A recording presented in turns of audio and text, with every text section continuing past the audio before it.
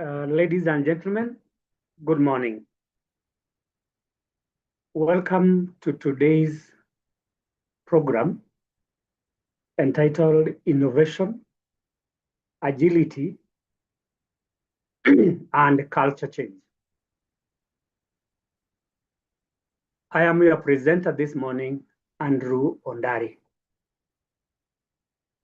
By way of introduction, let me say that the emergence of innovation, agility, and culture change reflect a major shift in how organizations operate in the 21st century. In the past, organizations were majorly driven by efficiency and control, focusing on predictable structures and bureaucratic decision-making.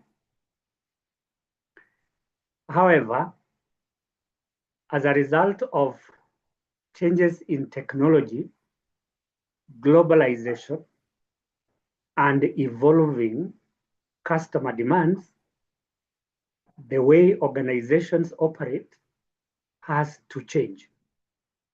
Hence, the need for innovation, agility, and culture change. These have become pillars of organizational success and growth, meaning that without innovation, without agility, and without culture change, organizations will not survive, especially in a competitive environment, and that they cannot grow. We are all aware that today competition is cutthroat, and for organizations to successfully compete, there is need for innovation, agility, and culture change. As HR business partners, we must enable and support our organizations to innovate, become agile, and also continuously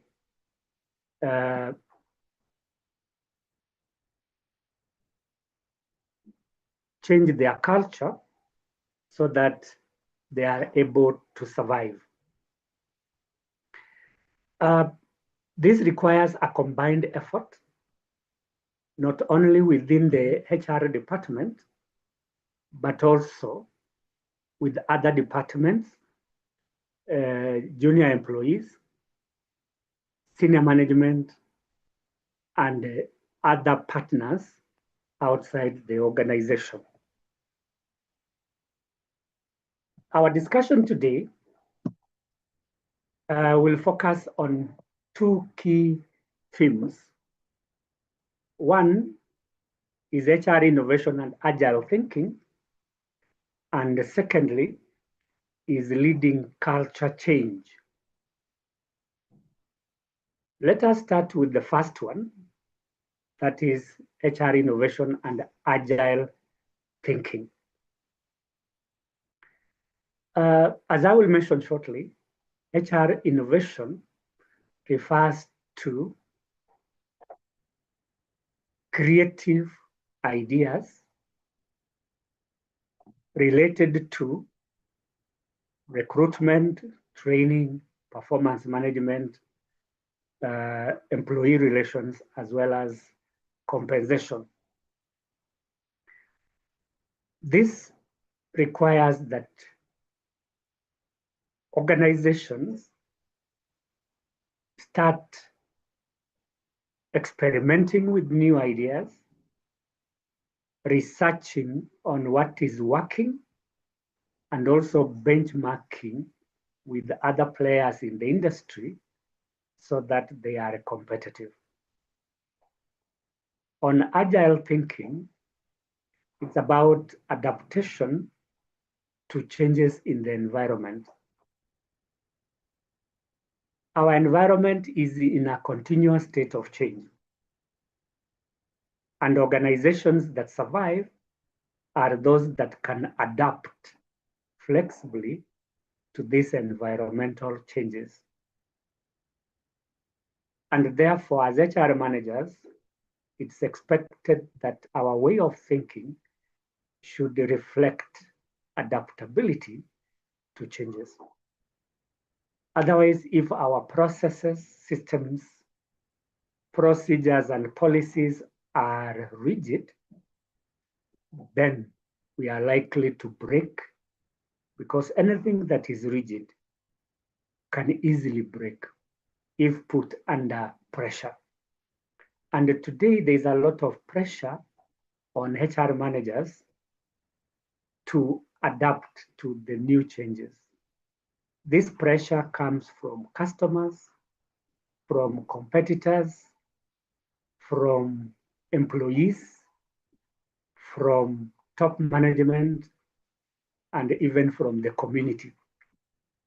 The expectations are many, and therefore HR managers are expected to adapt so that they can meet the expectations of the stakeholders. By way of introduction, we can define HR innovation as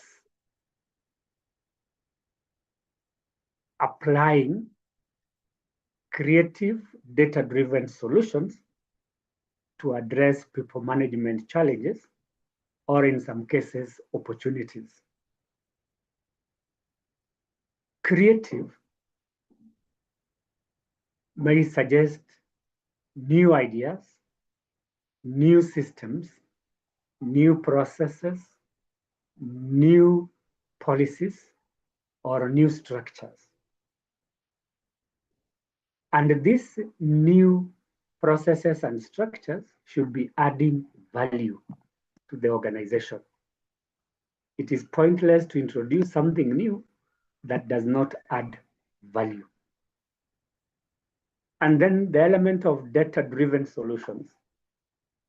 We all make decisions based on data. And that is why HR managers are called to consider HR data analytics as one of the major drivers of their decisions. That through HR data analytics, we are able to collect, analyze, and interpret data and make informed decisions. So innovation is a product of data which can be mined, interpreted, and new ideas developed. What is the purpose of innovation? It is meant to improve efficiency, engagement, and overall business performance. By efficiency, we refer to the optimum or optimal utilization of resources. So what are these resources that we should be optimizing? One, financial resources. Two, physical resources. And three, human resources. An efficient manager is one who minimizes or optimizes these resources. This suggests that as HR managers, we cannot afford to waste these scarce resources, especially in our current economic environment, where many businesses are not performing well. Efficiency becomes necessary so that we can reduce on the cost of operations to survive the hard economic times, and also compete successfully in our environment. On engagement, we are talking about two things. One, the level of commitment or emotional attachment of employees to the organization. And secondly, the level to which employees participate in organizational activities. Thinking of these two, that is participation and commitment in relation to employees, in relation to innovation rather, we are saying that an engaged workforce is likely to be innovative. That when employees participate in HR initiatives, they bring to the table new ideas, new experiences, and new methodologies of doing things. And as HR managers, we can tap into these new ideas during those engagement activities. And what are these engagement activities? It could be departmental meetings, it could be town hall meetings, or it could be weekly meetings that we usually have with our employees. And then lastly is improve overall business performance. Business performance relates to the outputs and outcomes of the organizations, which could be in the form of one, revenue generation, two, profit making, and three, customer satisfaction. Meaning that through innovation, organizations, that is, they generate revenue, they make profits, and serve their customers better. When I talk of customers, I will talk about that shortly as one of the drivers of innovation, that customers require innovative products which satisfy their emerging needs. And in terms of human resource business partnership, we need to partner with our customers so that they can give us ideas on what they need. And that will go a long way in improving organizational performance. What is the focus of innovation? Innovation goes beyond the traditional HR practices, and therefore there is a shift towards technology-driven solutions. That modern day organizations use technology to collect, analyze, and interpret data, which can be a driver of innovation. So through technology, we are able to conduct research and make new discoveries. So the focus is on the utilization or adaptation of technologies. And there are several technologies that we are thinking about that can promote or facilitate innovation, one of which is AI, and another one is cloud computing, where we store our new ideas in a safe place in the clouds, where people cannot access them easily, especially competitors or hackers. What are the examples of innovation? And I will give this discussion in a little while. One is automation. Automation is the adoption of technology to perform operational tasks. And in human resource management, we can automate several tasks or activities, such as recruitment and selection, training and development, and performance management. When we automate, we make our systems less costly, deliver services in a timely manner, and also improve service delivery. Another example is the use of AI in recruitment. As I indicated, the focus has shifted from the traditional manual practices to technology. And AI is one of the technologies that we are using today to perform many of our activities in HR. Where do we use AI in recruitment? One is in developing advertisements that we can give instructions to AI tools, and it can generate an advertisement based on the instructions that we have given. Secondly, AI can be used in shortlisting, that employees who apply can be shortlisted using AI. How? We give a criteria for shortlisting to the AI tool, and the AI tool will analyze all the applications based on the criteria and give us the names of the candidates who meet the criteria we have set.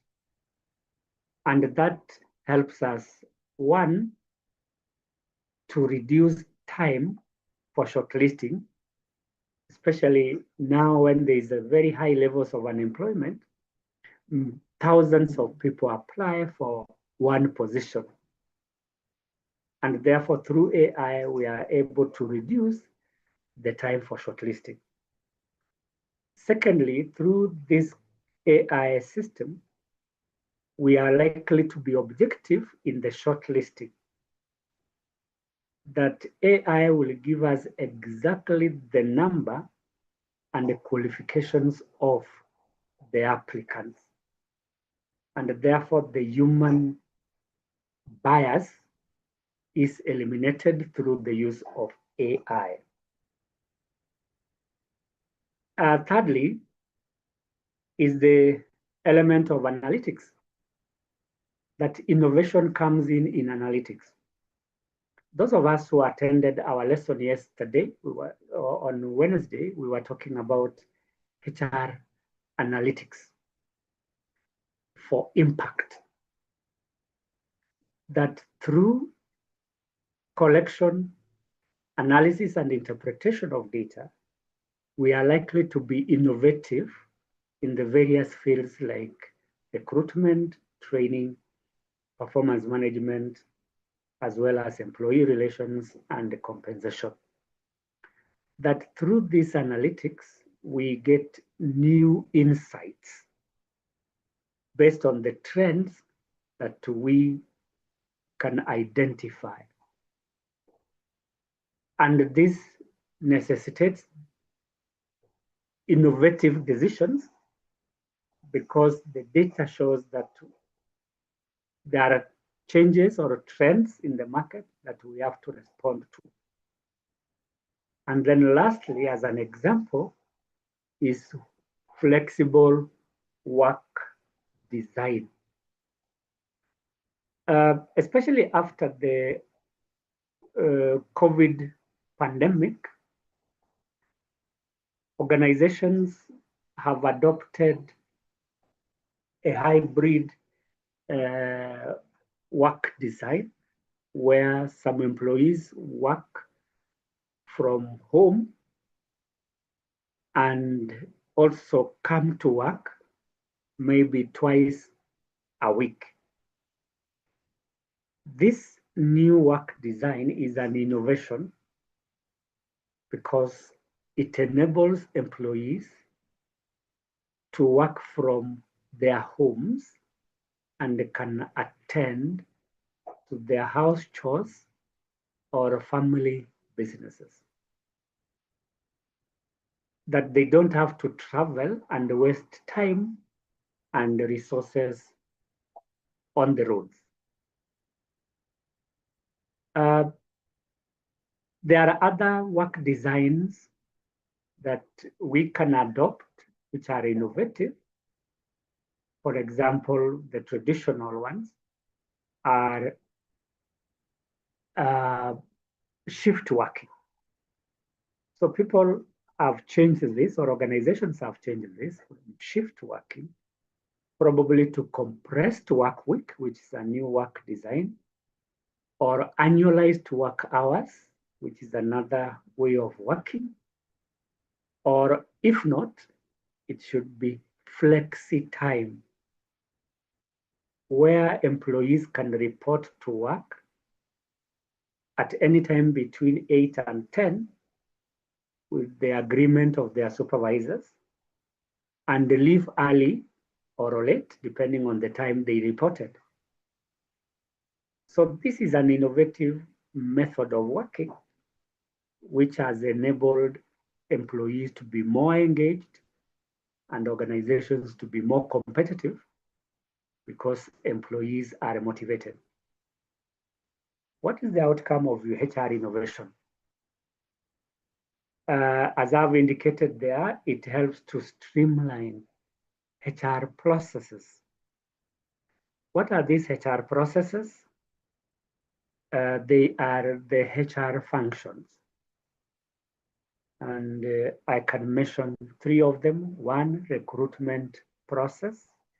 2, training process. 3, performance management process. There are other processes related to health and safety, employee relations such as employee discipline. They are all processes. And innovation comes in these processes. What is the need for innovation in these processes? 1 is to shorten the time taken in these processes. And 2 is to eliminate unnecessary costs in these processes. Then lastly, what is the impact of innovation? Number 1, it helps to build a responsive HR function.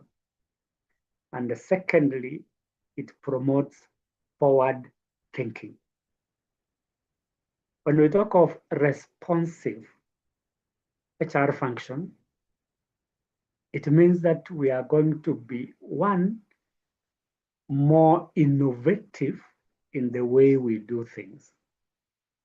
2, we are going to be more adaptable to changes in the environment. And 3, we are going to provide our customers with the required services to satisfy their needs. And then on forward thinking, that HR managers should be proactive.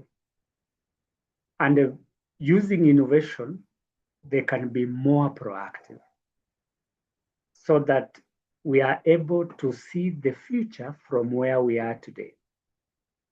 How does this happen? It is by way of forecasting. Forecasting requires that we think about the future. We can forecast human resource demand and supply and take measures to bridge gaps that can be found between demand and supply. And through these forecasts, we are able to develop initiatives that will take care of any changes that will take place in the future, such as technology. For us to have that forward thinking mindset, we must be able to conduct analytics, which will enable us to identify trends. And through this trend analysis, we are able to forecast the future situations. So that is our brief introduction to HR innovation. And allow me now to move to the next part, which is drivers of HR innovation. By drivers, we mean factors within or outside the organization that necessitate innovation in human resource management. These are factors. And in my introduction, I said that innovation, agility, and change have become pillars of success in today's organizations or 21st century organization. And for us to innovate, we must consider a number of factors. One is digital transformation. That digital technologies have changed or shaped the way human resource managers work and how they make decisions. Digital technologies may include one,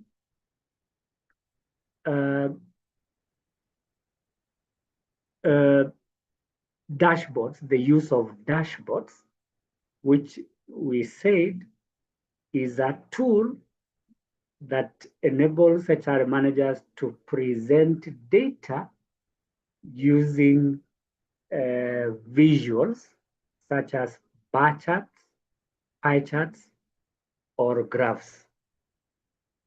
Secondly is cloud computing, where we store HR data outside the organization so that there are no unauthorized access or protecting HR data. Three is the use of learning management systems that will enable us to manage training and development in our organizations. Three is the adoption of AI in functions like recruitment and selection, training and development, and performance management. So this digital transformation has helped HR managers to be more innovative. For example, traditionally, as I have just mentioned, shortlisting of candidates was manual. Two, development of advertisements was manual. Three, interviewing of employees was manual. Four, onboarding employees was purely manual. But today, we can use digital tools like AI to develop advertisements, shortlist candidates, and also onboard new employees. These are new innovations which have shaped the function of recruitment and selection. And other functions have also become more innovative, like training. That today, through the use of learning management systems, we are able to develop modules for training 2, monitor training programs, and 3, measure the effectiveness of training and development programs. So digital transformation or changes in technology have made human resource managers to be more innovative in terms of their functions or initiatives and decision-making processes. Secondly, is the changing workforce needs. That modern employees have demanded more flexibility, more inclusion, and more growth. Talking of flexibility, that the work methods that were traditionally used have to change. That today, an employee doesn't have to work from 8 to 5.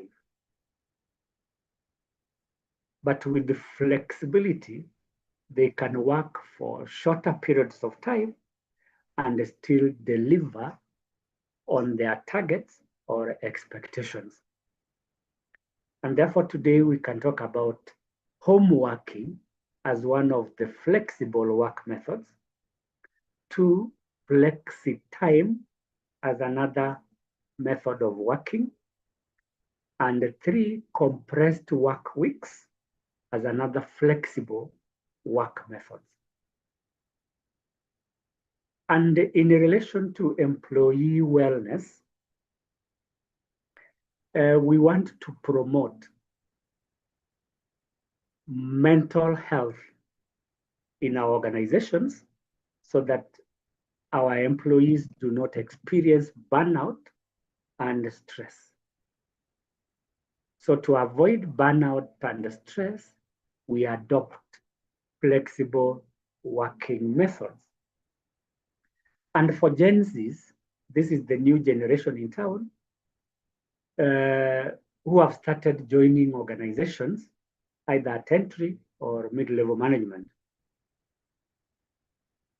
They do not expect to work for the organization as permanent and pensionable employees. Their way of approach is that they are not there to stay in organizations for a long time. And therefore, they demand for flexibility that they don't have to work for that long until they retire. So what is emerging today, and which is the in thing for the Gen Zs, is the gig contracts. What do we mean by gig? This is where employees are assigned projects or assignments which they can work on from wherever they are, finish and bring results to the organization. This kind of flexibility is a form of innovation where HR managers have to be flexible to accommodate the changing workforce needs. On inclusion, employees do not want to be spectators on factors that are affecting them or decisions that affect them. They want to be part and parcel of decision making. And today there is an emerging concept called diversity, equity, and inclusion, where inclusion requires that employees be allowed to participate in decision making irrespective of their position or background. So everybody should be given an opportunity to contribute to the organization. And this inclusivity enables organizations to obtain new insights new methodologies, or new systems of working. And that is innovation. And then lastly, on the changing workforce needs is growth. Employees want to grow. They want to grow in two ways. One, in terms of positions, and two, in terms of skills and knowledge. So what is this required in terms of positional growth? It is succession planning. That we need to prepare succession plans for our employees to grow. And who are these people who can grow? These are people with potential. And the potential relates to one, skills, two, knowledge, three, experience, and four, innovation. Meaning that we can only promote employees based on innovation, skills, experience, and knowledge. And then secondly, they want to grow in terms of skills and knowledge. So how do we enable them to grow in skills and knowledge? One, training. Two, coaching. Three, mentorship. Four, stretch assignments. Or five, project teams. In this way, employees are able to grow their skills and knowledge so that they can perform their work more efficiently and more effectively. Another driver of innovation is globalization. What is globalization? It is the interconnectedness of people and places through improvements in technology, transport, and communication. The key word there is interconnectedness. People have become interconnected. And therefore, we can borrow ideas from across the world. Two, we can also obtain talent from across the world. Especially in a competitive environment like ours, organizations have become global in terms of approach. That whatever happens outside our countries can affect what we are doing in our organizations. And therefore, for purposes of innovation, we need to identify innovative ideas, processes, systems, and even policies from elsewhere in the world, because we are interconnected through technology. Two, we can also acquire employees from across borders, especially organizations that are technical in nature, for example, mining. We may not have talent locally to do the mining. So we go across the borders to obtain or hire people with the skills in mining. And therefore, globalization has enabled us to obtain highly innovative people to come and work for us. The other element is diversity related to globalization. That diversity has to do with the differences in age, gender, education, ethnic background, nationality, or race. And today in many of our organizations, we find people from different backgrounds, not only within our country, but also from elsewhere in the world. And therefore, we need to recognize our differences and celebrate them. In relation to innovation, when we bring people from different backgrounds across the world, they also come with their innovations. For example, you hire Japanese, they will come with innovation. You hire Chinese, they will come with innovation. You hire Briton, innovation. You hire an American, innovation. Because all these people from different backgrounds have different ways of working, which could be better than ours. And therefore, we bring them on board so that they can bring their innovations. Another driver is competition. We compete with others in the market, either directly or indirectly. Direct competitors are those that are in the same industry.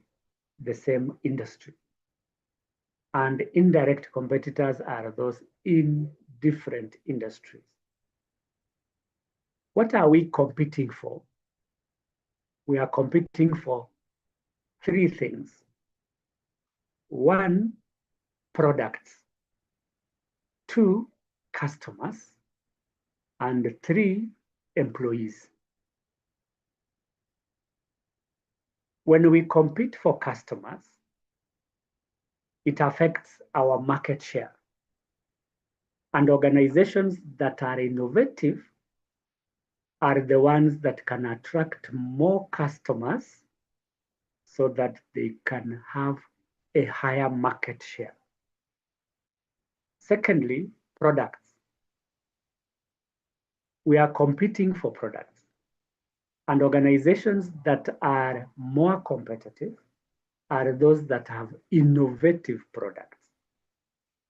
And three, we are competing for employees.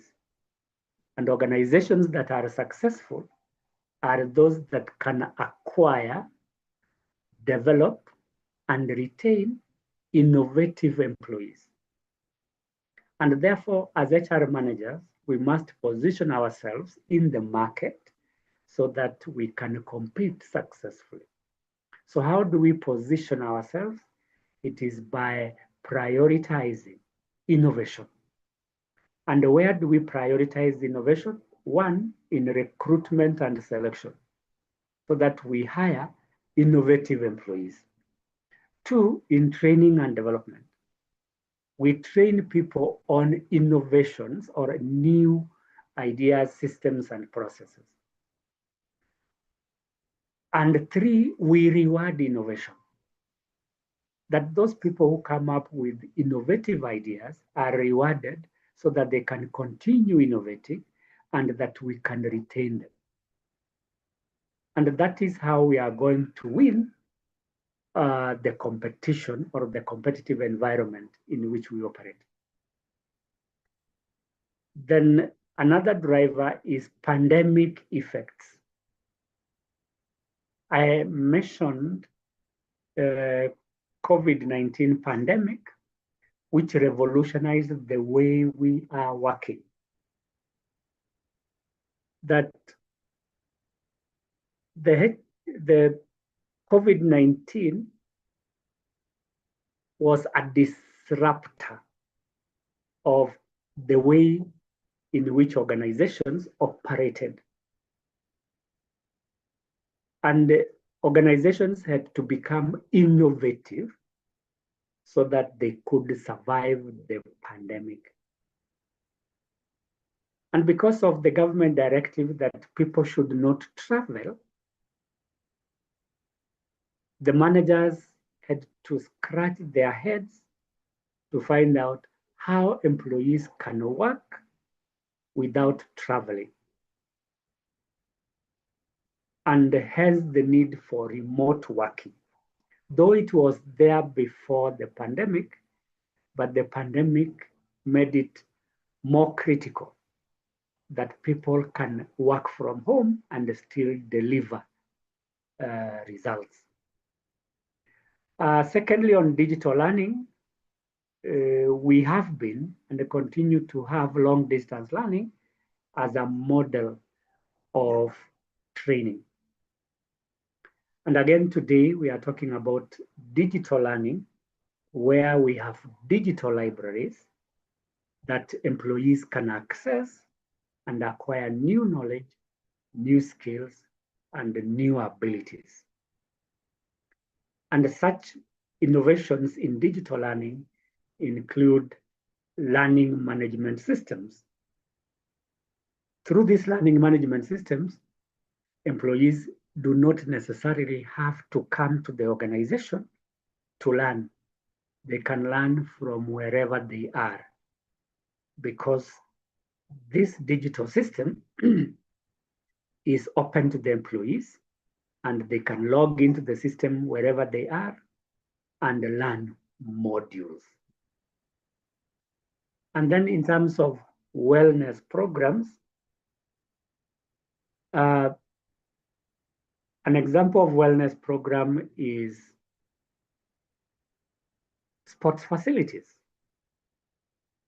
After or during the pandemic, we were informed that for our immune system to work properly, people should be active instead of sitting in the house. Active. And this required that people start exercising for their mental and physical health. And today, organizations have initiated sports programs as part of the wellness programs to promote mental health and physical health. Then lastly, another driver is data availability. Today we are talking about big data. There's a lot of data that flows in and around our organizations. And this data can be leveraged to make informed decisions. However, because of the volumes of data, we have to be careful on what data is relevant to us and that we can use to make our decisions. When we talk of big data, there are various characteristics of this data. One, the volume. Two, the velocity. Three, the value. Volume has to do with the size of data that is passing around. Velocity is the speed, and that today the speed of data is very fast because of technology. And then value. We can pick valuable data from within and outside so that we can make innovative decisions. So because data is easily available, because of technology, we are able to pick data that can promote innovation. So ladies and gentlemen, those are some of the drivers of HR innovation. Before we take a little break for questions, let us look at areas of HR innovation. I have already mentioned some of them. One is recruitment, where as a form of innovation, we are using AI-driven systems. And where do we use this? One, in advertising, two, in shortlisting, three, in interviewing, and four, in onboarding.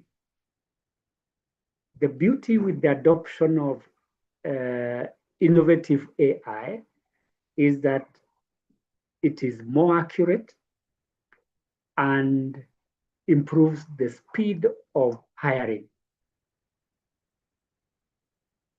We have discussed before that recruitment and selection can be a long and laborious process, but thanks to technology, the time taken to hire has reduced tremendously. And therefore, we can adopt innovative systems like AI to ensure accuracy and reduce the time for hiring. Remember, when we were talking about HR analytics for impact, the impact here is on accuracy and the speed of hiring as well as cost. If we can reduce cost, if we can reduce time and increase accuracy, then recruitment and selection will be more impactful. And therefore, the use of these AI systems as an innovation impacts on the speed, on the cost, and on the accuracy of data. Another area of innovation in HR is performance management. Depending on your policy, some of our organizations conduct appraisals either quarterly, biannually, or annually. But with new technology and innovations, we cannot rely on annual appraisals. Why? Because this is a very long time that we can conduct accurate and reliable appraisals. Why? Because by nature, humans cannot remember things that happened in the deep past. For example, something that happened in January may not be remembered today.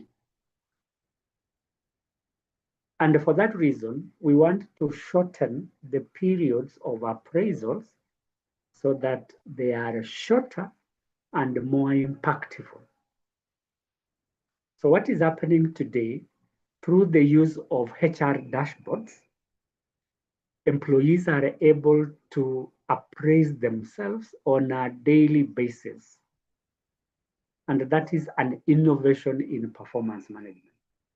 Daily appraisals, that when people meet in a meeting, they can evaluate each other and post their ratings on the dashboard, so that everybody in the organization knows that there was a meeting in a room somewhere, the attendance was so and so, and this is their performance during that meeting. And this is an innovative way of conducting meetings so that those people who don't contribute anything are rated poorly during that meeting. And this will affect their KPIs.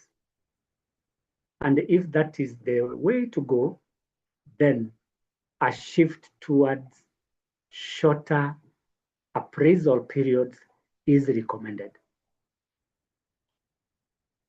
Thirdly, is learning and development. That traditionally people used to attend physical classes to learn new concepts or skills and knowledge. But today, because of innovations such as technology, people are able to learn from anywhere they are.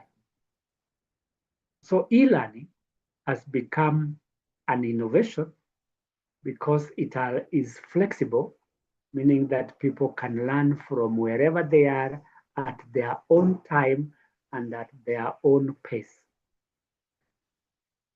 Remember, I mentioned that there are several drivers of innovation, if I may go back there, one of which is the changing workforce needs, employees demanding flexibility.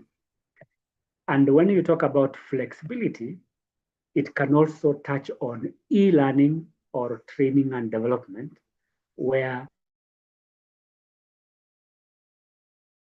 all can learn flexibly from the comfort of their homes or their automobiles or from the fields out there. Secondly, and we will see this as the future of innovation, is personalization.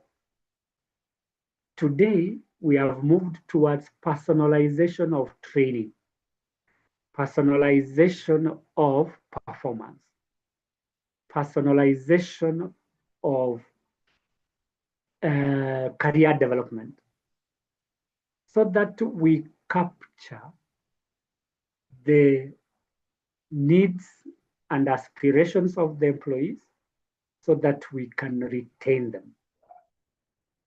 In terms of learning and development, we can customize programs to suit employee requirements. For example, in HR, there could be specializations.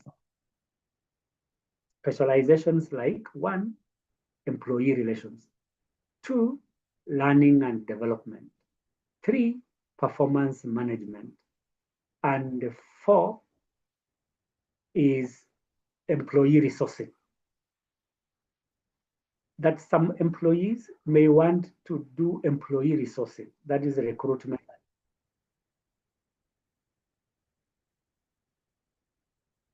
And because of this, we tailor make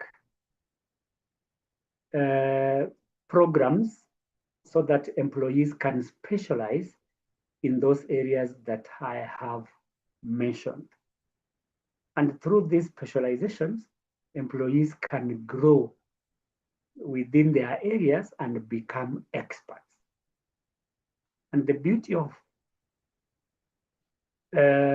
specializations is that we will be having many experts within our organizations or specialists that we can tap into for purposes of innovation and for purposes of advising management.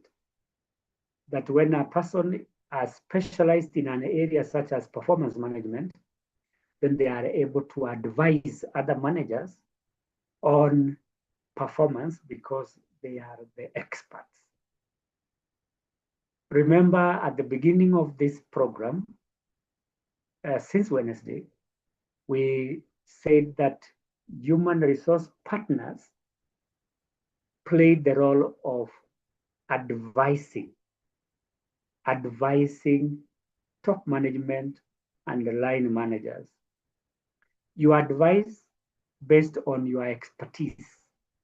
And if we can personalize learning, then we can enhance expertise, and these experts can give advice to others that can work for the organization. Another area of innovation is employee engagement. As I said, engagement is about bringing on board all the employees so that they can participate in decision making. And today there are innovative ways of enabling employees to participate. One is through mobile applications, such as mobile telephones. We can have applications where employees can give us their ideas. Two, dashboards where employees can post their ideas and management can pick those ideas and test them for implementation. Three, we may have chatbots, chat and bots, B-O-T-S. These are tools that enable people to chat with the organization where they post their ideas or ask questions which require answers. And through these chatbots, employees are engaged or participate in organizational decision making. Another area is HR analytics, is that all the decisions that we make must be based on facts or data. And therefore, through HR analytics, we collect, we analyze, and interpret data. And this new data can lead to more innovations.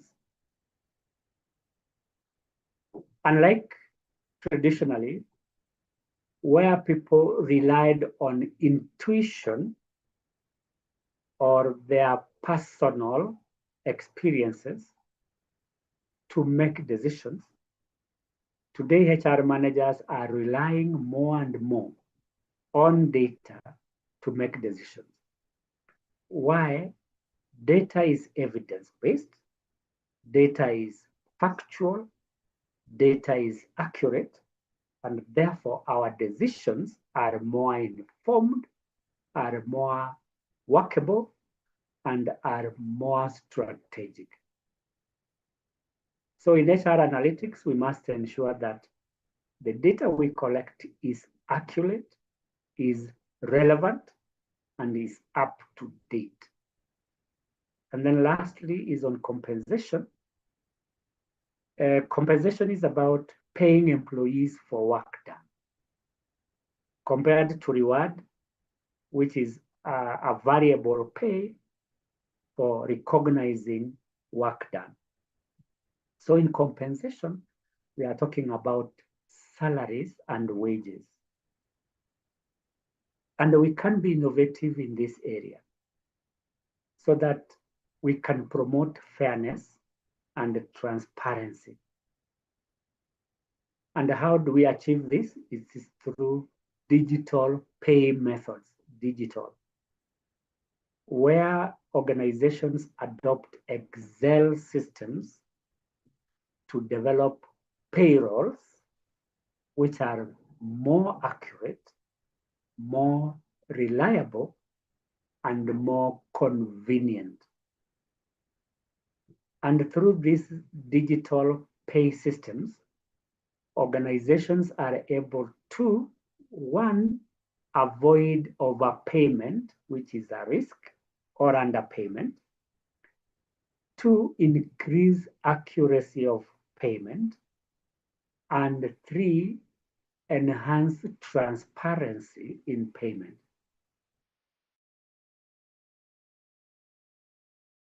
And that becomes innovative.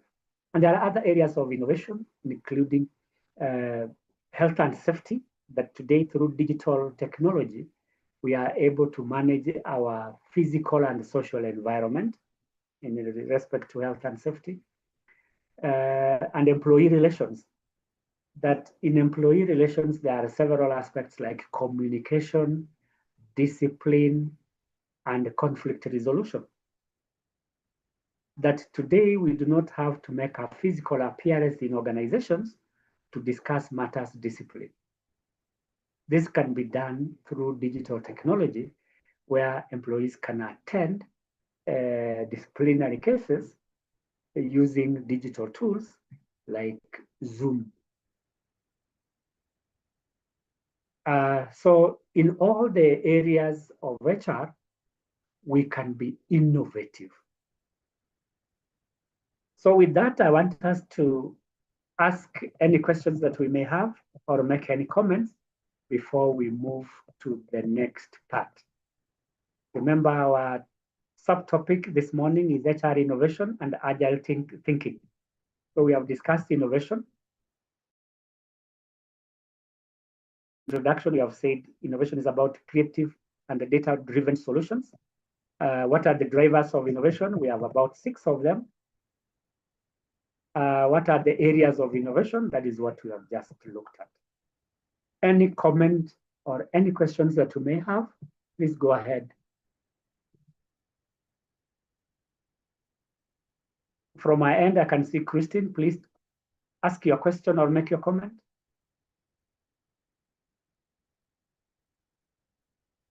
Lois, if you are there, please ask your question.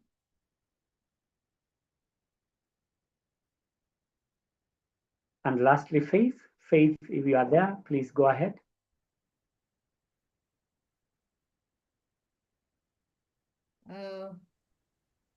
I just wish to acknowledge the fact that I'm enjoying the session. Yes, I like your articulation. It's quite thank you. informative. It's good. So Mhm. it's my first time. Let's hope there'll be more. I'm liking it. I'm Uh, getting mhm. yeah. I'm finding it quite informative and good. Thank you. Thank you, Lois, for your compliment. Yes, at ACHRP, we are very informative, we are innovative, and that we articulate issues the way they should. Thank you very much. Welcome. Anybody else with a question or a comment? Faith?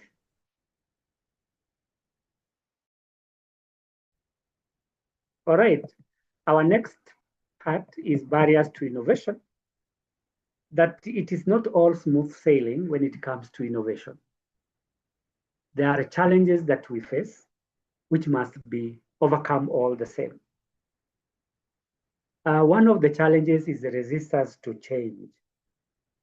Resistance has been and continues to be one of the impeding factors in any change process.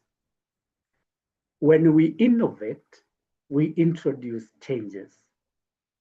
And in areas that we have just discussed, for example, recruitment, we adopt new innovations like AI-driven systems. Not every employee can celebrate AI because they are likely to lose jobs or some income. In some organizations, employees are used to shortlist, for example. And when they do shortlisting, paid some money for doing that extra work. And they can resist if you automate recruitment and selection, particularly shortlisting.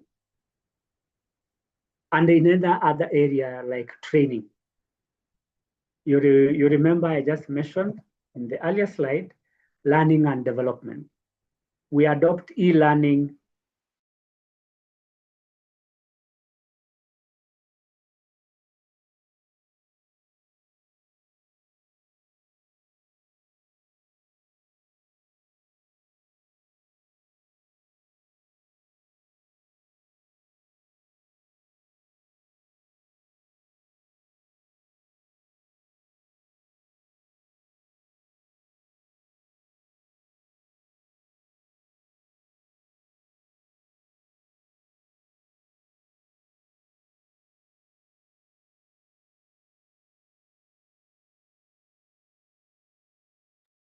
Andrew, are you there?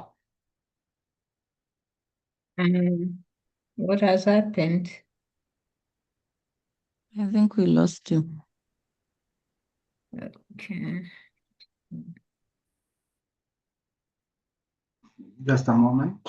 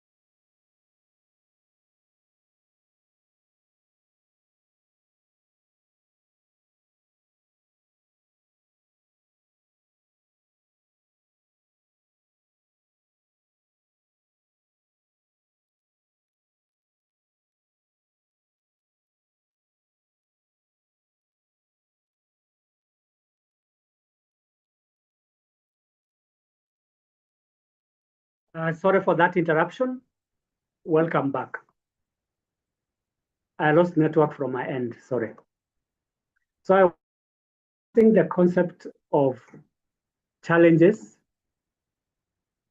to HR innovation, and I was explaining resistance where employees do not embrace new technologies because of one, they do not have the skills. Two, they may fear the outcomes of adopting this technology.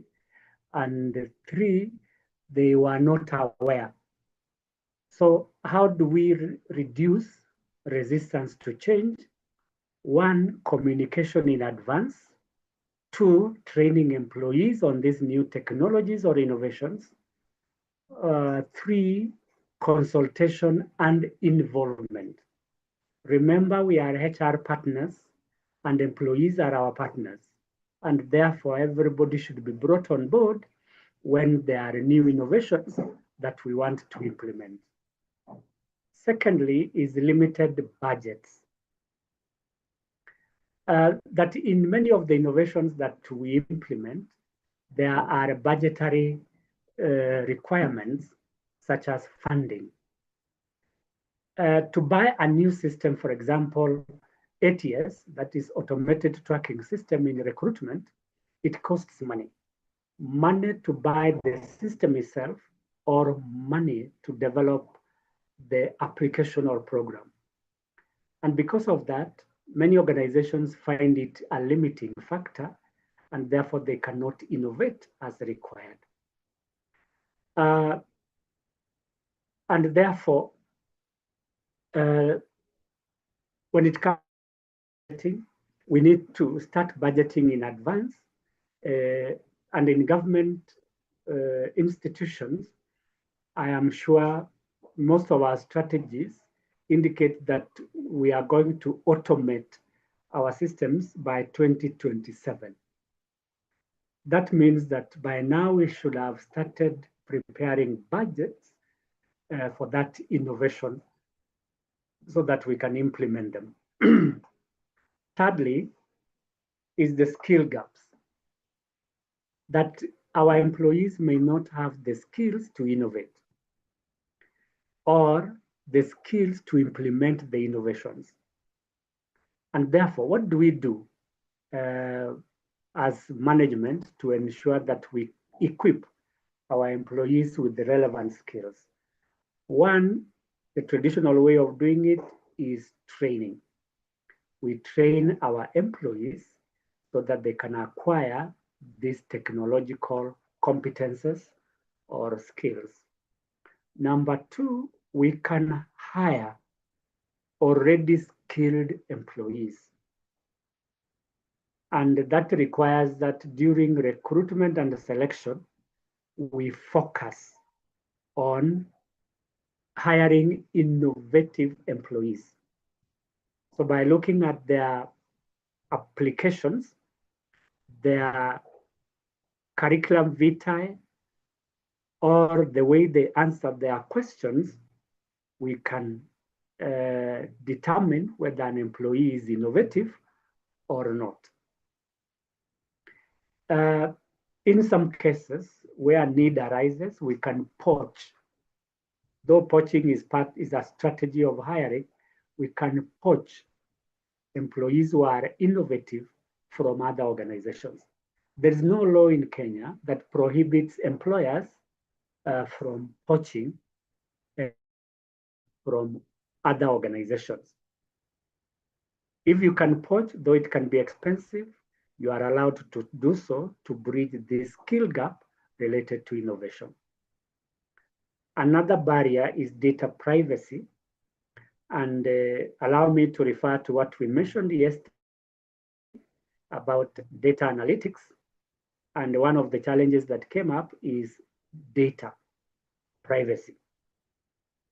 I believe all of us are conversant with the Data Protection Act of 2019. It prohibits sharing of private data with unauthorized persons outside the organization.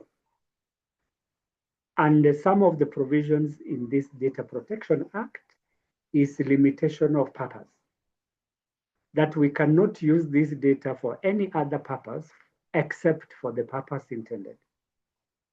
There are some organizations that use this data for other purposes. And if you have to use this data for other purposes, then it must be with the consent of the data owners. Who are the data owners? These are the employees from whom we collect data. And the data privacy, in relation to employee analytics, there's we collect about our employees. So it becomes a barrier when there's a breach of privacy. And for us to ensure that there is no breach of privacy, we need to put in place measures to prevent loss of data or damage of data. For example, we put in place firewalls to prevent unauthorized access. 2, we limit access through access limitation. 3, we put in place antiviruses so that we cannot corrupt our data. And 3, we put in place sanctions that anybody who breaches data should be punished. Another barrier is poor leadership support. Leaders are the drivers of success in most organizations. And depending on the style, organizations can either survive or die. I want to imagine that most of us are aware of the different leadership styles that managers use. The traditional leadership styles are 1, democratic, 2, autocratic, 3, laissez-faire, and 4, bureaucratic. But today, we have a new way of leading organizations, and that is transformative leadership. Transformation is embedded in change. That a transformative leader is one who improves systems, processes, or policies through innovation. And therefore is one person who encourages innovation. Poor leadership is one that is dictatorial in nature, and this dictatorship is not benevolent. Benevolent dictators are those who want things to work by all means for the benefit of the entire organization or country. But failed leadership are those who micromanage others and do not want change. Why? Because they are rigid and they lack vision. This rigidity comes from the comfort zones that they develop, or the belief that what has always worked can work today and into the future. In terms of leadership support, we are looking at 3 things. 1, personal time to innovation. 2, resource allocation to innovation. And 3, rewarding innovation. If leaders do not do these 3 things, then they become a barrier that people cannot innovate, and therefore we stagnate where we are. And therefore, as I said at the beginning, that innovation, agility, and change have become pillars of success in a competitive environment like ours. So if leaders cannot support innovation, one of the pillars of success collapses, and that is innovation. Lastly, is inadequate infrastructure.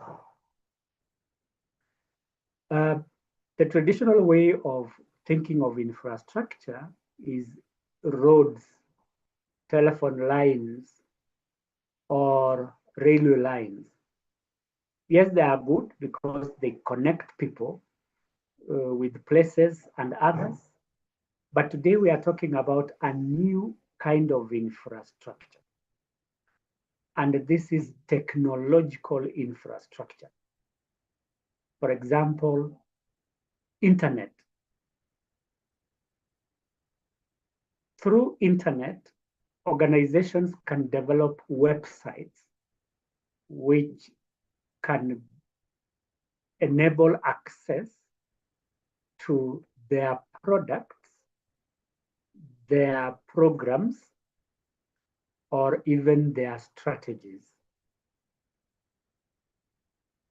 Internally, we create networks like local area networks, which connect people within organizations through internet.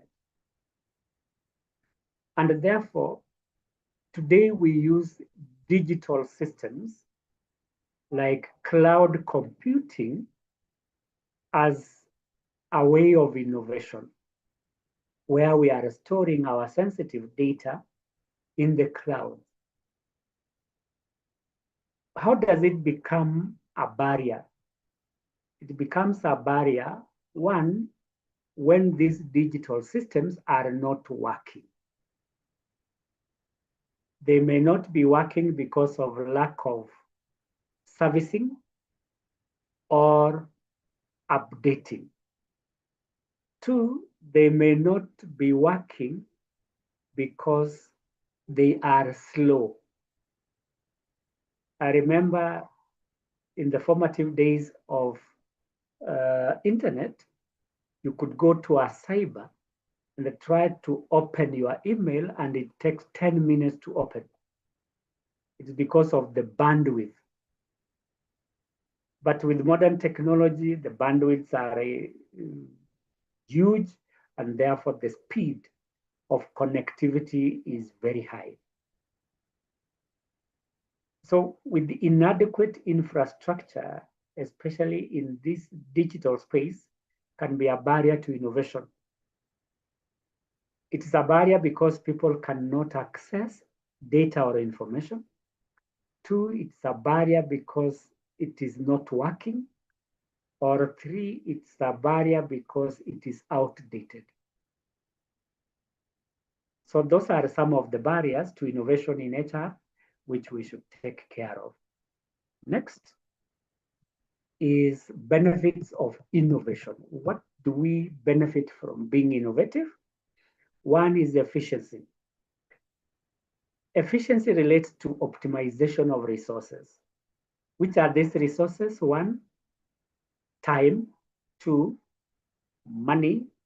Three, human resources. And four, physical resources. So when we are innovative, we optimize the utilization of these resources. And therefore, operational costs can be reduced. Two, time can be saved. And three, processes can be improved. That is an efficient organization. In relation to HR, we are talking about efficiency in four areas. One, systems. Two, processes. Three, procedures. And four, policies. So when all these are streamlined, we can operate cost effectively. So innovations where processes are reduced, we can save time and cost. Innovations where we digitize operations, we serve our customers better. In areas of HR, like training, where we adopt digital systems like LMS, we promote efficiency so that we reduce on time and cost.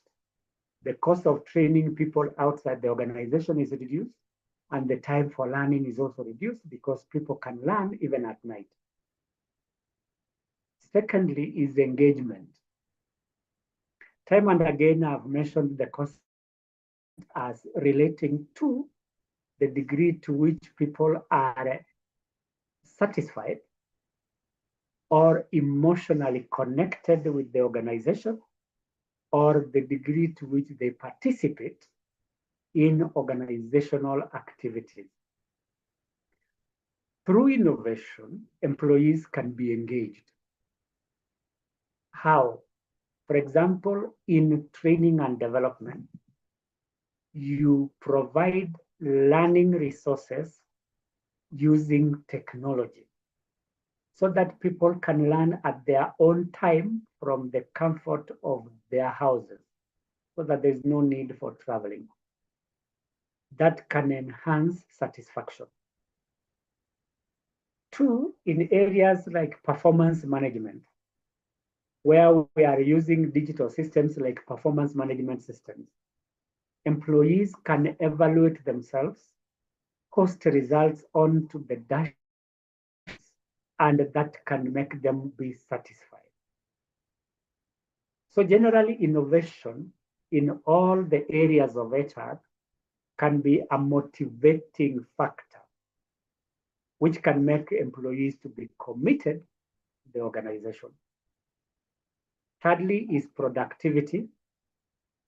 Productivity is the outcome or the benefits that we derive over a period of time. That is the performance levels. What is the output of employees over time? Through innovation, we become more productive. How? For example, by using technology, we are able to deliver services faster, two, conveniently, and three, cost effectively. I believe some of us, before the introduction of new technologies, used to pay our power bills physically at the electricity houses across the country. That's just an example. There were long queues. The waiting time was long. The processes were laborious, boring, and heartbreaking. But today, with technology, you can load credit from the comfort of your house and you have electricity throughout. That has reduced the pressure in the banking halls of electricity houses, or even banking halls in banks or financial institutions. And therefore, organizations are able to focus on strategic issues that add more value, unlike the issues where customers used to visit banks and there were long queues and long waiting times.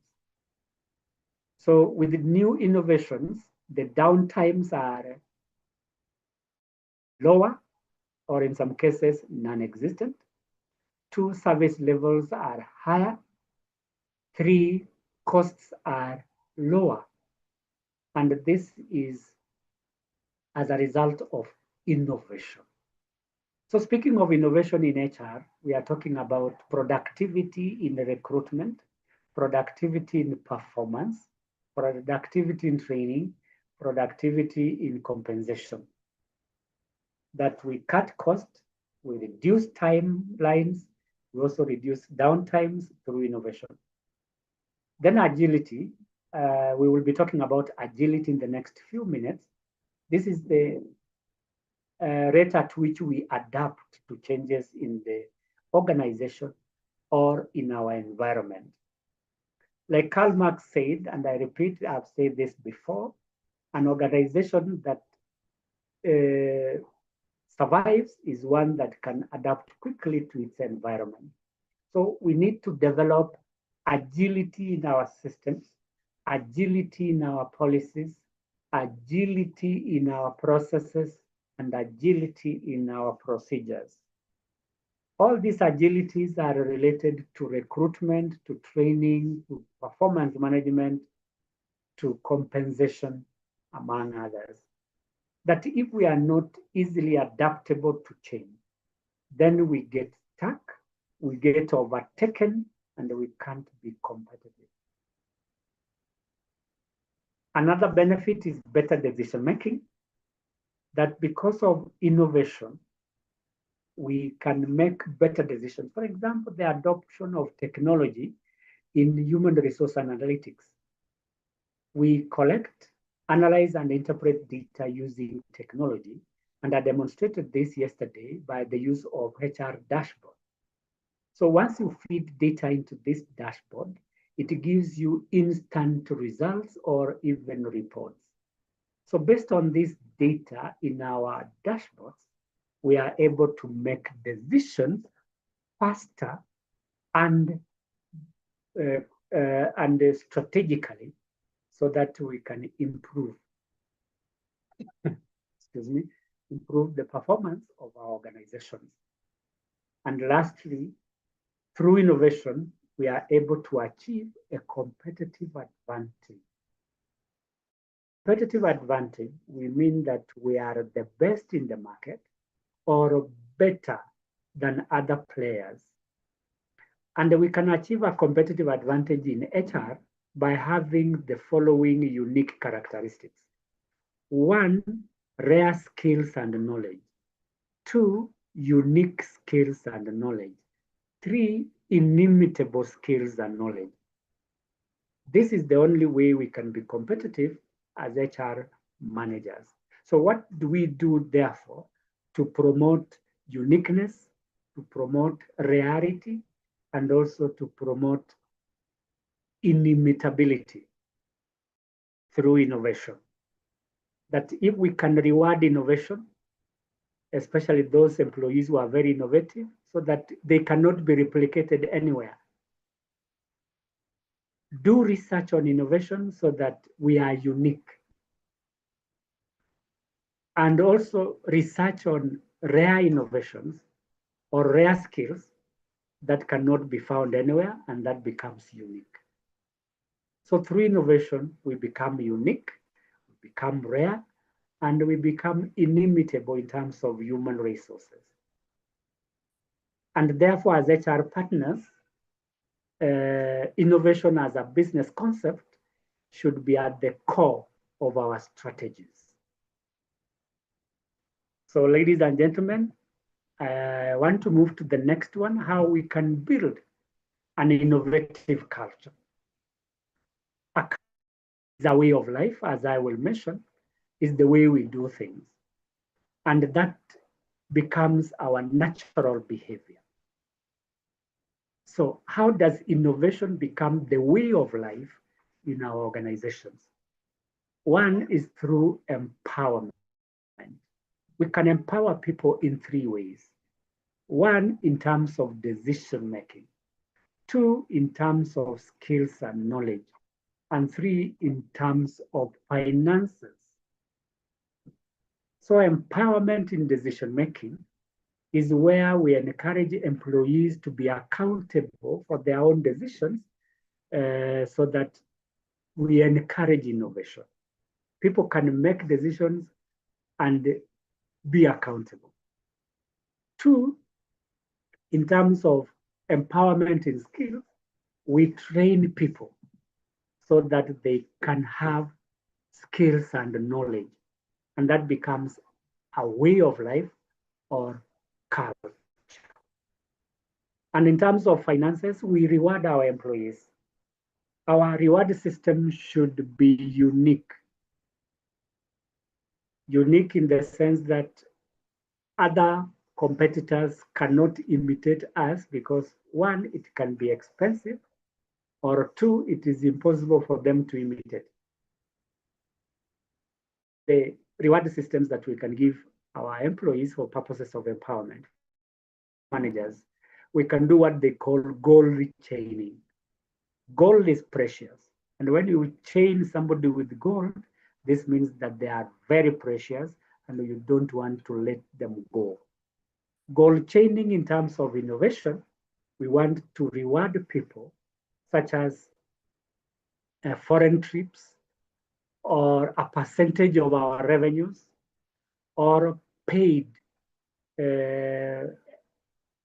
leaves out there, or even share ownership, or education for children in international schools. That is gold chaining, so that those innovative people can remain in our organization and they cannot replicate their innovation elsewhere. Secondly is a learning mindset, where we promote learning on a continuous basis. And that requires that we conduct training needs analysis continuously. 2, we monitor training and development continuously. And 3, we reward people who complete training programs, who initiate new ideas through learning. So having a learning mindset means promoting ongoing professional development and encouraging curiosity, where people want to know things. Though they say curiosity kills the cat, but we want to say that we are curious on, 1, how we can improve systems, 2, how we can improve processes, 3, how we can improve policies, 4, how we can improve procedures. That curiosity should be encouraged. When people are curious on improvement, they become innovative. And in the process, they learn. So you cannot not only be curious, but you want to know. Knowledge is learning. Then 3 is leadership support. I've said before that we need the support of our leaders in 3 ways. 1, their own personal time when it comes to innovation with people and listen to them. They spend time with innovators. 2, they can support in terms of resources. They allocate financial resources, for example, for research. Through research, employees can innovate. Or they can allocate resources for rewarding innovation. So they can reward innovation, and that is our 4th point. And in terms of leadership support, they should always put innovation as one of the KPIs. For example, in strategic planning, we as leaders may want to focus on innovation, that in the next 1 year, we want to innovate at least 2 areas. So 2 areas of innovation could be recruitment and training. So that becomes a KPI in human resource management. And our performance can be measured based on the innovations that we have achieved in those 2 areas. And then rewarding innovation, that is recognizing people who are innovative or have made a contribution to unique, rare, and inimitable ideas. So through rewarding of innovation, employees can continuously innovate, or we can attract new innovators from the market. We all want to be recognized or rewarded for innovation. I am aware that in some organizations, particularly public sector, there may be no budget for rewarding innovation. But that does not mean that we cannot reward through non-financial means. For example, a letter of commendation, recognizing somebody's effort, or creating walls of fame where top performers who are innovative can have their name on the walls or notice boards where employees can see those innovators. Technology integration is another way of building an innovative culture. And as I said, our environment has changed tremendously through the adoption of digital tools, that we embrace technology in all the areas of operation in HR. Recruitment, we digitize. Training, we digitize. Performance management, we digitize. Compensation and reward management, we digitize. That through this digitization, we are able to make better decisions, to improve systems, and three, serve customers better. And through these digital tools, we are innovative. And lastly is continuous feedback, where we give feedback to our employees on how they are performing. Unless we know how we are performing, we will never know where we went wrong or where our strengths or weaknesses are. Feedback can be given on a regular basis, either through managerial forums or through town hall meetings or through emails or through communities of practice, where we deliberately create forums for people to share their ideas and give feedback. We can also provide feedback during the quarterly, biannual, or annual performance appraisals. So continuous feedback enables us to know where we are in terms of innovation and what our weaknesses are, so that we can take measures to bridge those gaps. Lastly, before we ask questions, is the future of HR innovation. Where do we see ourselves as HR managers in terms of innovation? One, we are going to see more usage or utilization of AI tools for decision making. So we are going to automate services through AI, like recruitment, training, and performance. Number two, predictive analytics. I remember yesterday we talked about types of HR analytics. We talked about predictive, prescriptive, diagnostic, among others. And here we are saying that going into the future requires us to predict our future talent needs and challenges. So how do we ensure that we can predict? It is by conducting HR analytics so that we can identify trends. Through this trend analysis, we are able to predict future talent needs and challenges more accurately. Thirdly, total experience platforms. We are moving away, for example, from customer satisfaction to customer experience. Customer experience or employee experience is what they feel, perceive, and think about the organization. And that experience must be positive. That the way we look or perceive our organization should be in a positive way. That from the time a person enters through the gate to the time they get to the offices and they get out, there must be a new experience. That the people handling them at the gate should handle them in a professional manner and perhaps with a smile. All of us want smiley employees because they give us hope where there was hopelessness. They give us courage where there was discouragement. They give us inspiration because a smile is a sign of friendliness. So that friendliness is a new experience that we need to show in the way we do things.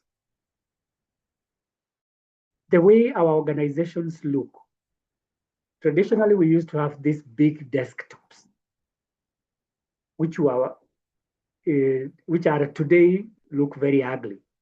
But today, through the use of digital systems, we have laptops which are quite small, or we have screens that are very, very slim, and the office environment is inviting. In relation to innovation, in order to promote that total experience in terms of platforms, we are looking at combining HR, information technology, and employee engagement in a way that is integrated.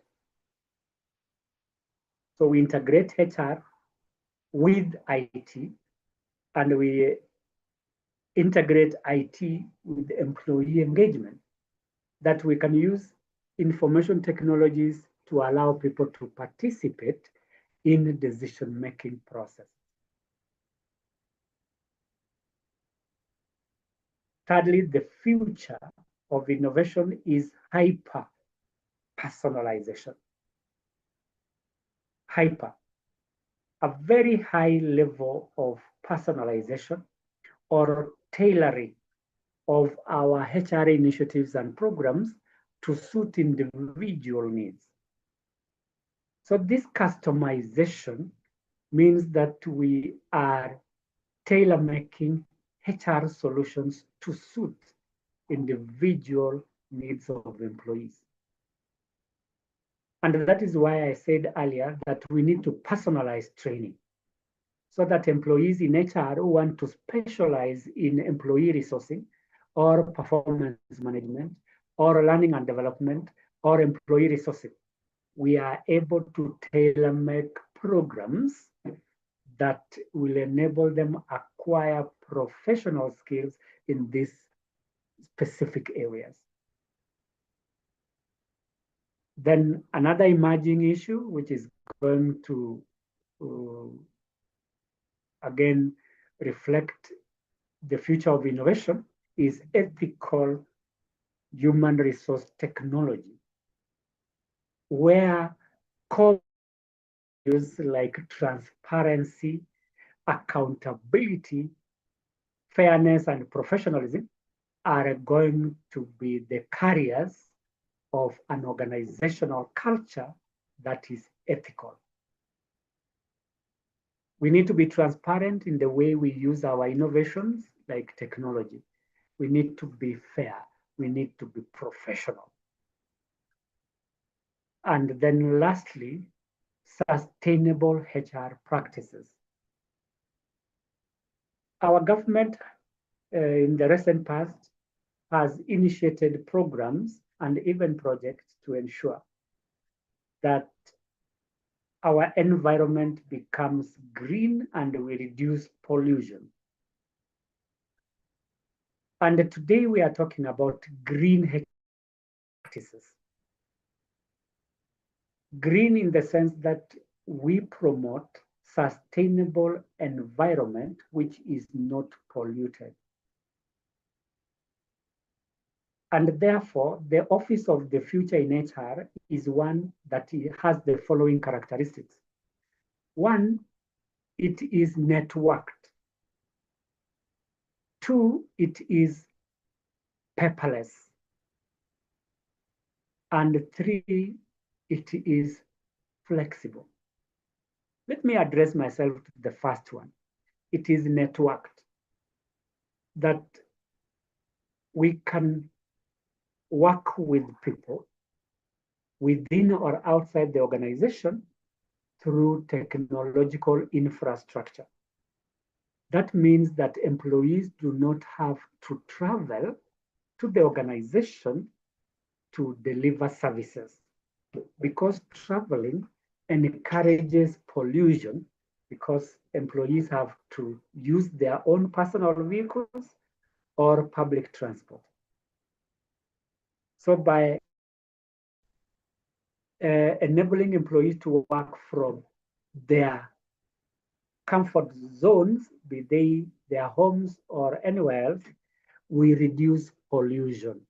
And that is a HR initiative where we are encouraging people to limit or reduce traveling. The second or office that I mentioned is paperless. We all know that printing causes pollution. We can print many things in our organization. We can print contracts, we can print policies, we can print procedures like SOPs, and many others. This printed matter end up in the dustbin, and this dustbin pollutes our environment. And again, the question is, where do we get our paper from? It is from the trees. The trees are our environment. When we cut trees to make paper, we are depleting or destroying our environment. So as HR managers, we need to encourage people to share documents or any other knowledge resources through technological tools such as emails or WhatsApp messages or texts. This promotes green environment. And then lastly, I said three things. One, a networked office. Two, a paperless office.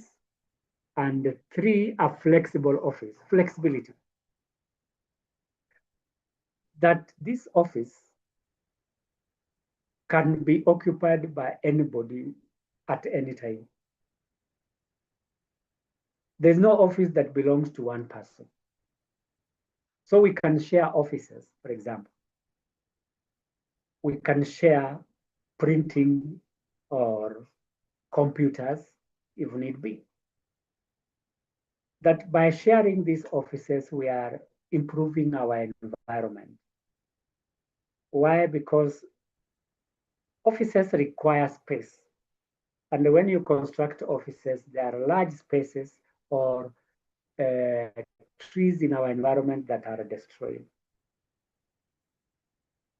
And more so, we need to encourage people to work from home working, so that we encourage flexibility.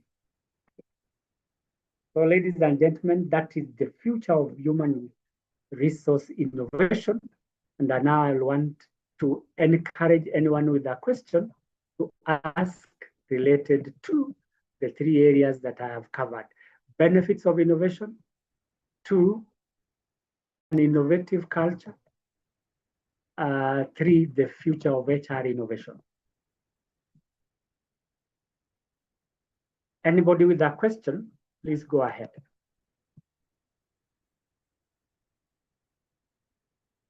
Christine, if you are there, please ask your question or make your comment.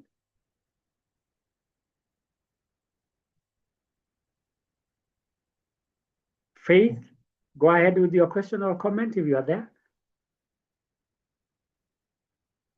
All right. So apparently there is no question. Allow me now to move to the next part of innovation. And again, I want to remind us, like, innovation, agility, and the culture change. And here we talked about innovation as our first part. And now we are talking about agile thinking. So that after that, we go to leading culture change. On agile thinking, we are talking about how we can adapt quickly to changes in our environment. Quick adaptation to change. By definition, we are saying that agile thinking is a mindset that emphasizes adaptability, collaboration, and continuous learning. Allow me to talk about these three concepts: adaptability, collaboration, and continuous learning. Adaptability.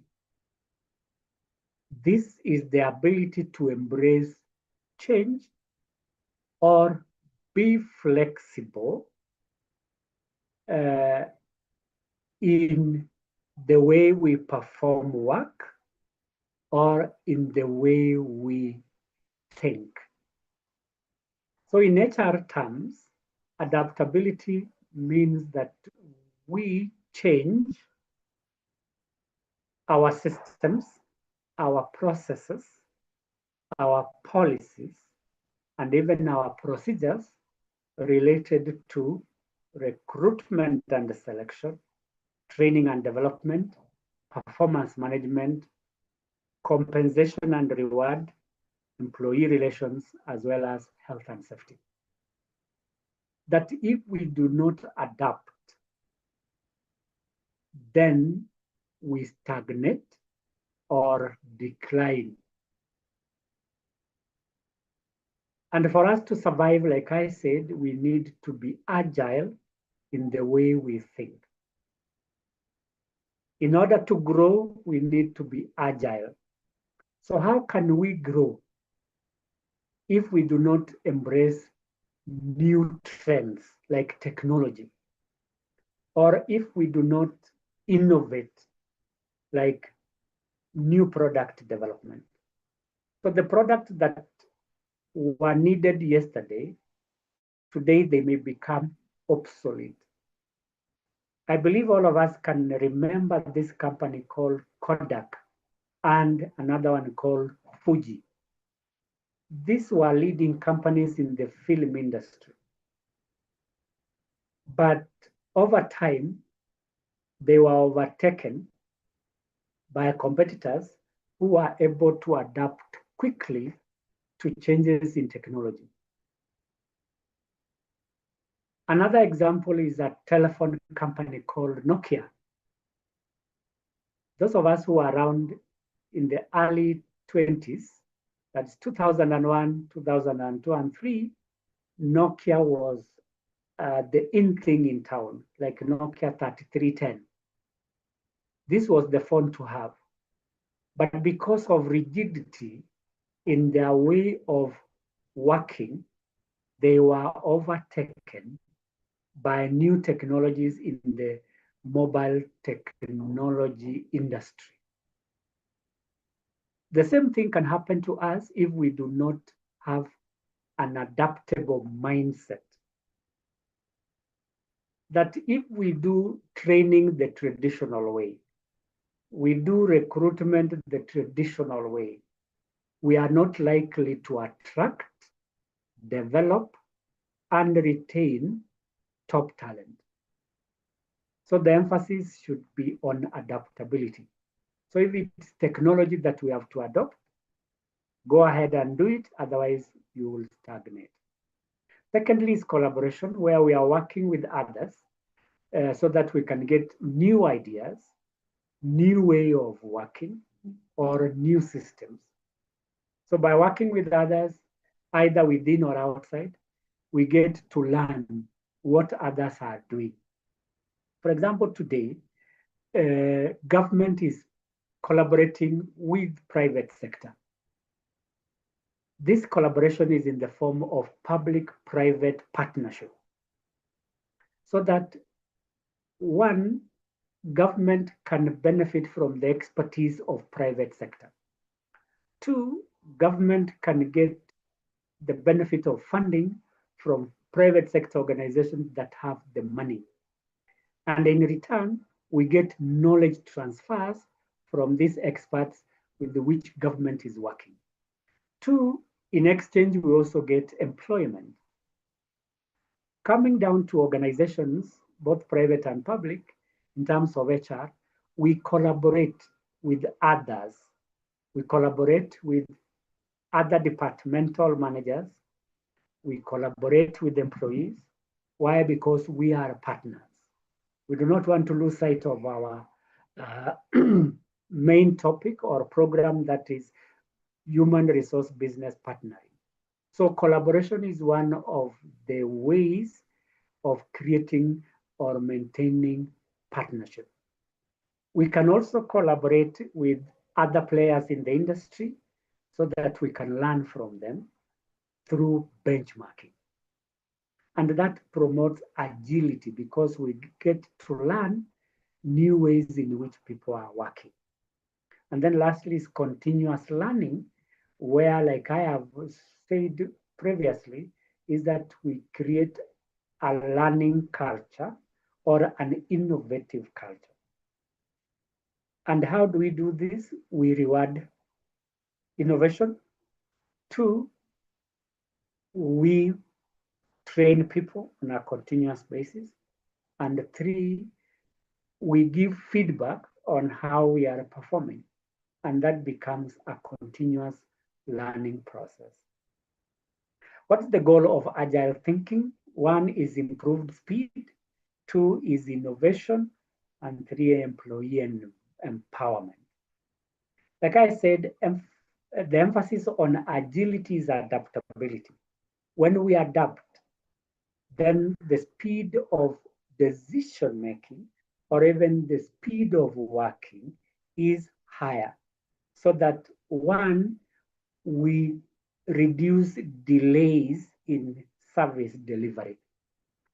You can imagine that we are using the traditional approaches in induction and onboarding. So an employee reports to the organization. The first day you walk around, the second day you walk around, the third day you walk around, up to a whole week. If you have many employees to be inducted, that will be time consuming. But with agility, where we are embracing new technologies, the speed of onboarding is higher. That we take a shorter time to onboard employees. And how do we do this? We can send onboarding materials in advance before the employee reports to the organization. 2, we can use AI tools to simulate the organization, where employees are given digital tools which simulate the organization and are taken through a journey of the organization from the gate to the offices to the last person up to the time they exit. And that can be done through AI. And that improves the speed of onboarding so that employees are aware of what they expect to see.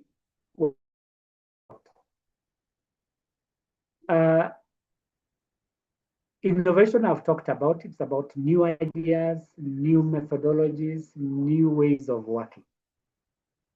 And then empowerment, that agile thinking empowers people, that we think differently, we work differently, we relate differently. What's the approach to agile thinking?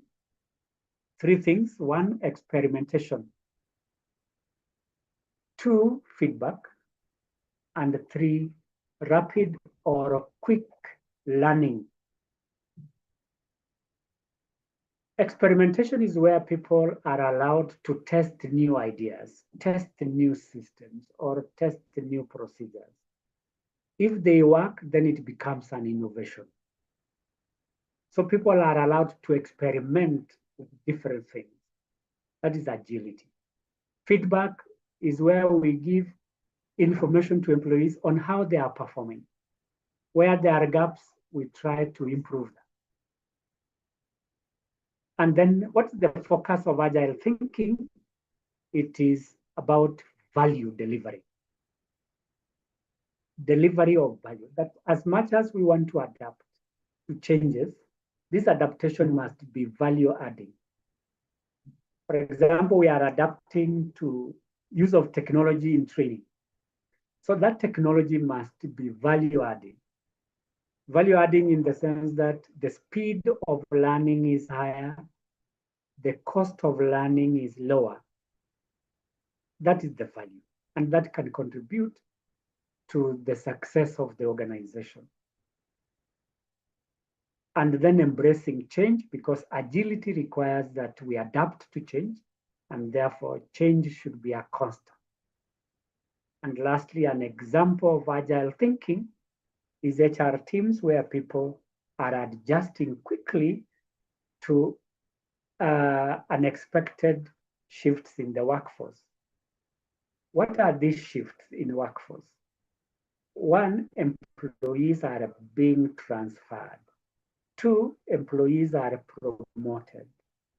Three, employees exit the organization and others are demoted. So these shifts require that we quickly change the way we do business so that there are no gaps when these changes occur. For instance, an employee has left the organization and there is a vacant position. How does the HR team adjust? It is by taking on extra roles that were performed by the exiting employee, which means that they should accept expansion or broadening, or as they call it in human resource terms, enlargement of their jobs when an employee has left. And this adjustment does not mean that they get paid extra money. They are able to accommodate these extra roles within the time given. So that is agile thinking. Secondly, is the principles of agile thinking. These principles are guidelines that ensure that we are successful in the way we think. One is customer focus, that our priority should be on the satisfaction of customer needs and customer experience. So that as we introduce new systems, introduce new processes, or introduce new policies, the focus is on customers. Who is our customer? These are the internal customers, like employees or other departments who use our services. They must be happy, that is satisfaction. They must get a new experience. For example, when we use learning management system, that becomes a new experience for the internal customers. When we adopt performance management systems, there is a new experience because people are now using technology and not required to write long reports when they are discussing their targets, attainment with their supervisors. So the customer should have a new experience and their needs should be satisfied. And that's why we talk about agile thinking. Secondly is flexibility, that an agile thinker is one who responds quickly to changes in the market or environment. The market here refers to the customers, the suppliers, and the competitors. So as HR managers, we must respond quickly, for example, to competitor moves. If the moves of the competitor is to adjust the salaries of their employees upwards so that they can attract and retain employees, we may also have to do the same in the spirit of agility. Thirdly is collaboration. And I said collaboration is working with others so that we promote team spirit, we share accountability. That we should not die alone in HR. We should ensure others also own the decisions that we make. And that is why we are discussing human resource business partnership, where all of us work as a team and are accountable for the results that we produce. because it is a team effort. Another principle of agility is transparency, where we maintain open communication channels so that we build trust and ensure clarity in the way we do things. When there is no transparency, then there will be no trust. Everything will be treated with suspicion. For example, we want to automate training. If we do not communicate openly, employees will be skeptical and resist. Iteration, these are small and incremental changes which enable us to improve continuously. Iteration. For example, technology is an iterative concept. That the technology of yesterday is not the technology of today. For example, traditionally we used to save our data using floppy disks. Then floppy disks, we moved to flash disks. And then from flash disks, we have moved to cloud storage. These are incremental changes which have taken place in the world of technology. In human resources, we can make those incremental changes in recruitment. For example, if there is an activity in recruitment that consumes time and money, we can change it. We improve. And the same can be done in, for example, in training. At the end of every training, we evaluate the effectiveness of training. And we look at 4 things, for example. 1, results. 2, behaviors. 3, reactions. And 4, learning. But we stop there. We need to make this to change. That after training, we must ensure that there is a return on investment, so that we go beyond evaluating effectiveness and go to return. Return on investment is the total benefits that we get from training interventions, and you divide that by the total cost, that becomes our return on investment. And this return on investment will enable us to formulate strategies around training. That if the training does not add value to the organization, then we must change or improve. Lastly, another principle is continuous improvement, that innovation never stops. Agility never stops. We should always look at ways in which we can improve our systems, our processes, and our procedures. Before we take another break, we look at the benefits of agile thinking. 1, there is faster response to changes in the environment or challenges. That when we are agile, we are able to adapt quickly. Otherwise, if we don't, we shall be swept away by changes.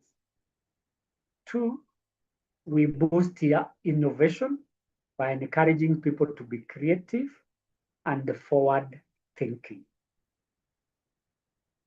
Improved collaboration, we say that one of the principles of agile thinking is collaboration. If you look at bullet 3, collaboration where people work as a team and share accountability.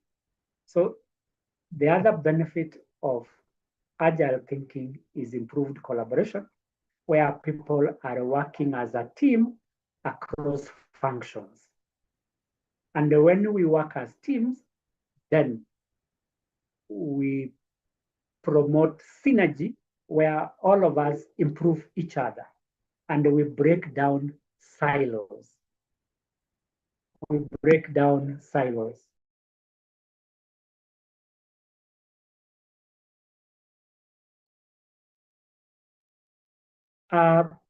Another benefit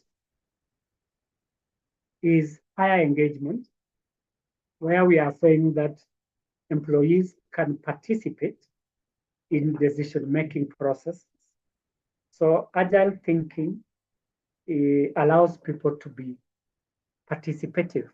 Unlike before, where junior staff were there to be seen, just like in high school. Monos are there to be seen and not to be heard. So today, we do not want to use employees as pawns in the chess game, as pawns where we move one step at a time and we may not make a strategic impact. We want people to contribute to strategy formulation and implementation. And through agile thinking, we are able to engage employees in a constructive way so that we can tap into their new ideas, new methodologies, and innovations. Lastly is transparency, that agile systems promote transparency, where managers communicate freely and they create an open environment where employees can make their statements without fear of intimidation or punishment. Those are the benefits of agile thinking, including efficiency, which we have already discussed. What is the future of agile human resource management?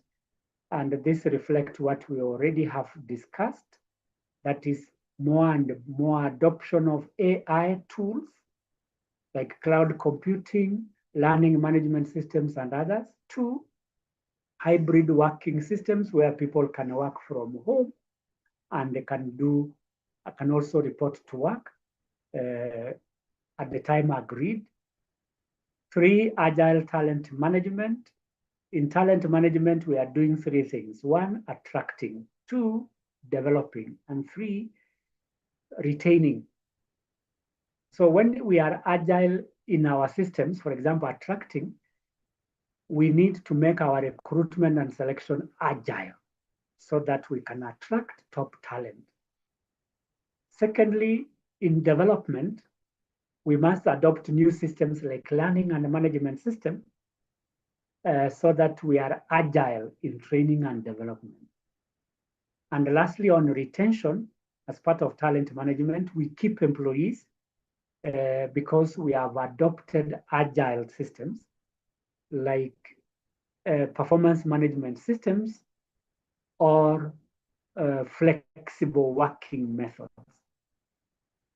And then another future is agile analytics, where we are moving towards creation of dashboards where data can be shared or collected in real time so that we can also make decisions in real time as things are happening. Just like in social media, we can know what is going on anywhere in this country using these new technologies in real time. So we can know what is going on our roads. For example, those of us who travel frequently, either long or short distance, you can go to your Google Maps and see the status of the roads before you leave your house. So that technology will tell you where you are likely to experience traffic jams so that you can change your route or look for an alternative route. And if you cannot, you can delay going to work until the traffic jam has reduced. And that is the thing that we are talking about here, HR analytics, that it gives us data in real time. So if there is training, we can monitor training in real time. If it's recruitment, we can monitor recruitment in real time using ATS. So those are agile systems where we get agile analytics. culture of agility, we said that we need to promote a culture of innovation where people are flexibly adapting to changes in the environment. And therefore, innovation and flexibility should be our DNA. DNA is the natural way of doing things.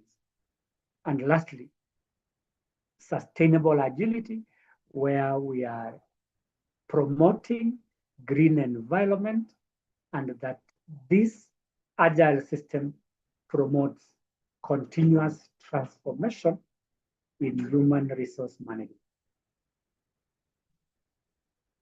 I want to invite questions based on what we have covered, starting with agile thinking, 2 principles of agility, 3 benefits of agile thinking, and 4 the future of agile HR. Anybody with a question, please go ahead.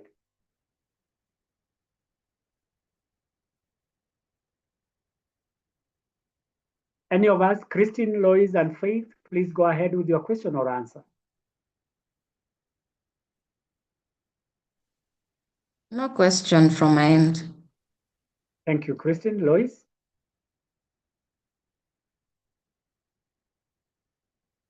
Faith? I think I'm also good. Yes. Continue. Thank you very much. Faith, if you are there, please ask a question or make a comment. Right. Apparently, there is no question from Lois, and therefore, we move to the next part, that is leading culture change. Culture can eat strategy for breakfast. What do we mean? That if we have a bad culture, however good or effective our strategies are, they may not see the light of day. Why? Because culture revolves around 3 things. 1, values. 2, norms, which are practices. And 3, beliefs. For example, in an environment where the culture is rigid, it means that even if we introduce strategies, the strategies cannot be implemented because people are rigid in their behavior. Or 2, they think that what has worked for them previously is what will work for them now and into the future. Which means that whichever changes that we bring, culture resists or cannot be encouraged by culture. And because of that, we end up not changing anything. And in some cases, we decline and collapse because of a rigid culture. Like any other element in our organization, such as policies, systems, and processes, our culture should also change in tandem with changes in our environment. And that is why we are considered as a people and a culture professionals. We must inculcate the right culture in our organizations. And we are called upon as leaders to drive that cultural change. So what will be our role as HR leaders in cultural change? 1, we create a vision. 2, we encourage flexibility. 4, we reward changes. And 5, we promote a mindset of change. Having said that, I want us to move to the concept of culture change, where we are saying that culture refers to the shared values, beliefs, and behaviors within an organization, which I've mentioned. The values are the things that we consider to be important For example, innovation is a value which we are discussing today. 2, professionalism is a value. 3, customer care is a value. 4, transparency and accountability is a value. If you juxtapose these values to the processes in human resource, such as recruitment, we talk about values like innovation. So in recruitment, innovation, we hire innovative people. In training, innovation, we train innovators. In performance management, we reward innovation so that we develop a culture of innovation. Then beliefs is what we consider to be the truth or to be a fact. For example, motivated employees are productive. That's a fact. Demotivated employees do not perform. That is a fact. So that's the belief that we have. So based on this belief, we can reflect these beliefs in our HR initiatives like training. So what is the belief about training? That trained employees are better performers. So if that is our belief, then training should be a continuous process where we regularly train our employees to acquire new skills so that they can perform. Then behaviors, these are the ways people do things. So we must encourage the right behavior. And the behaviors like reporting on time, teamwork, cooperation. This is what we are looking at in terms of culture, a culture of teamwork, a culture of cooperation, a culture of collaboration. What is the purpose of culture change? It is to align the culture of the organization with strategy, innovation, and employee well-being. Allow me to talk about strategy only because I've talked about well-being and innovation. That a culture, like a culture of transparency, that when we do things transparently in recruitment, in training, in performance, we are likely to contribute to strategy. How does this work? That when we promote transparency, employees can contribute. They know that their ideas and their contributions are recognized, and they can improve their performance. And that performance contributes to organizational strategy. For example, if the strategy is innovation, it can improve innovation. What is the focus of culture change? It's about 3 things. 1, collaboration, which we have said is working with others as a team. Adaptability, so that we can be flexible. And 3, long-term organizational sustainability, where organizations can survive for a long time. If we have a wrong culture, which is rigid, we cannot be sustainable. We can collapse. What are the drivers of culture change? Several things. 1 is organizational values. 2, communication. And 3, performance expectations. Allow me to add that there are other drivers of organizational culture change, such as technology. 2, leadership. And 3, external environmental factors such as customers and competitors. So we must adapt our culture to the changes in our environment. What is the result of culture change? It creates a unified, motivated, and performing workforce. Unified, where people are working collaboratively. Motivated, where people are satisfied. Performance-driven, where people are doing what is expected of them because the culture encourages performance.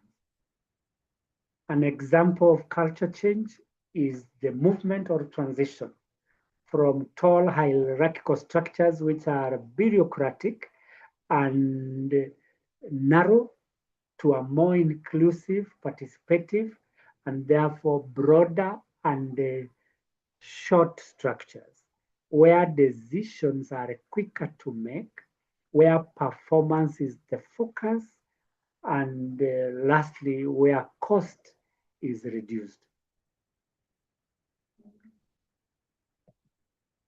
What is the importance of culture change? Like we have said before, it encourages adaptability because we talked about agility, agile custom culture. So we adapt by way of responding to changes in our environment. 2, engagement, where employees participate in decision making, and therefore their morale increases, they are motivated, and they become more productive. And again, culture encourages innovation in 2 ways. One, we make innovation as part of our HR functioning. In recruitment, we encourage innovation. In training, we encourage innovation. In performance management, we encourage innovation. So that innovative culture is what we want to encourage in our organization. And that can come if we can reward innovation so that you can promote a culture of innovation. 2, if we can encourage an open environment. 3, or we can encourage experimentation where new ideas are tested. Then the other one is performance, where the culture is conducive, employees can perform well. For example, a culture of teamwork, it promotes employee performance. A culture of cooperation promotes employee performance.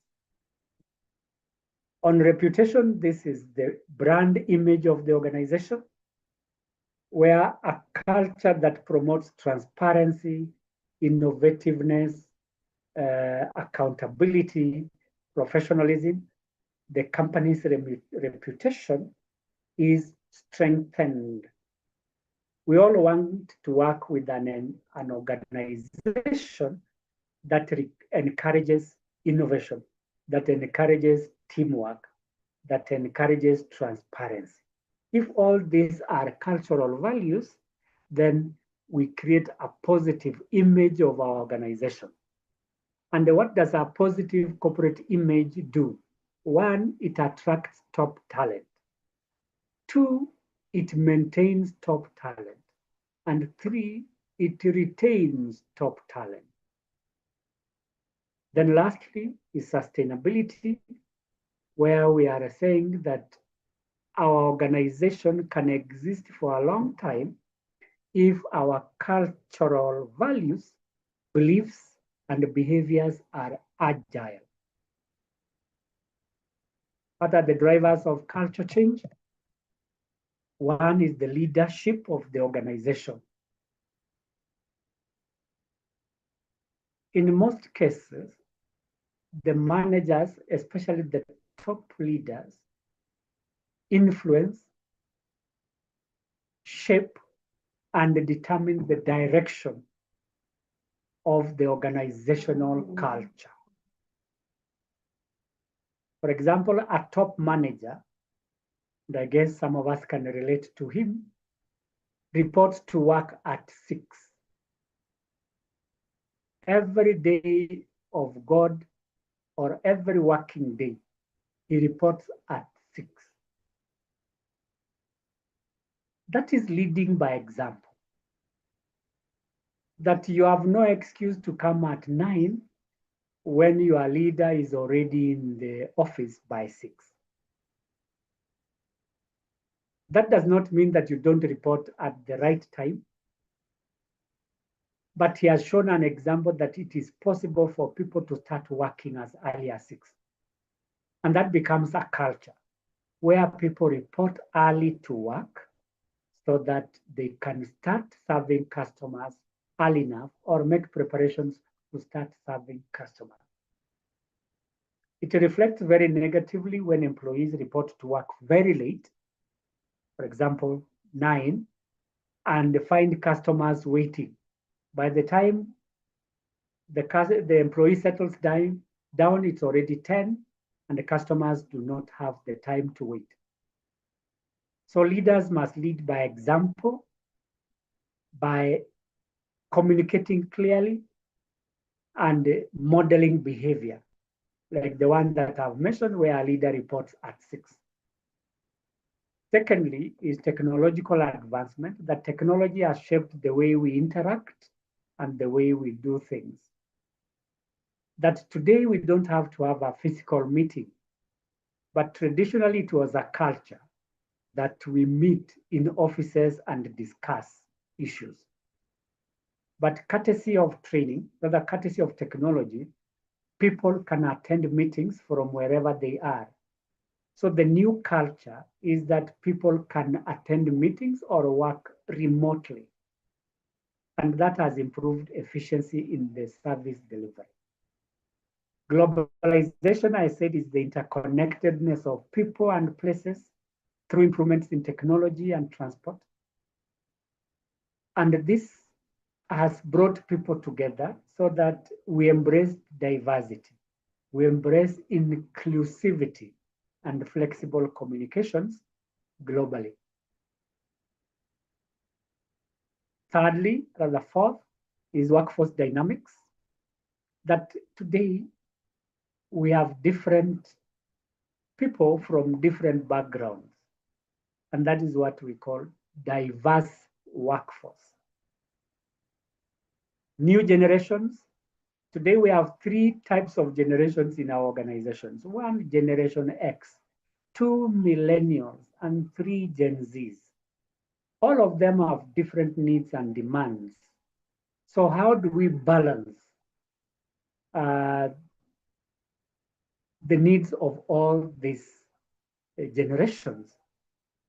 So we must establish what each of the generations demand in terms of recruitment, training, performance management, and tailor-make programs to suit this new generational environment.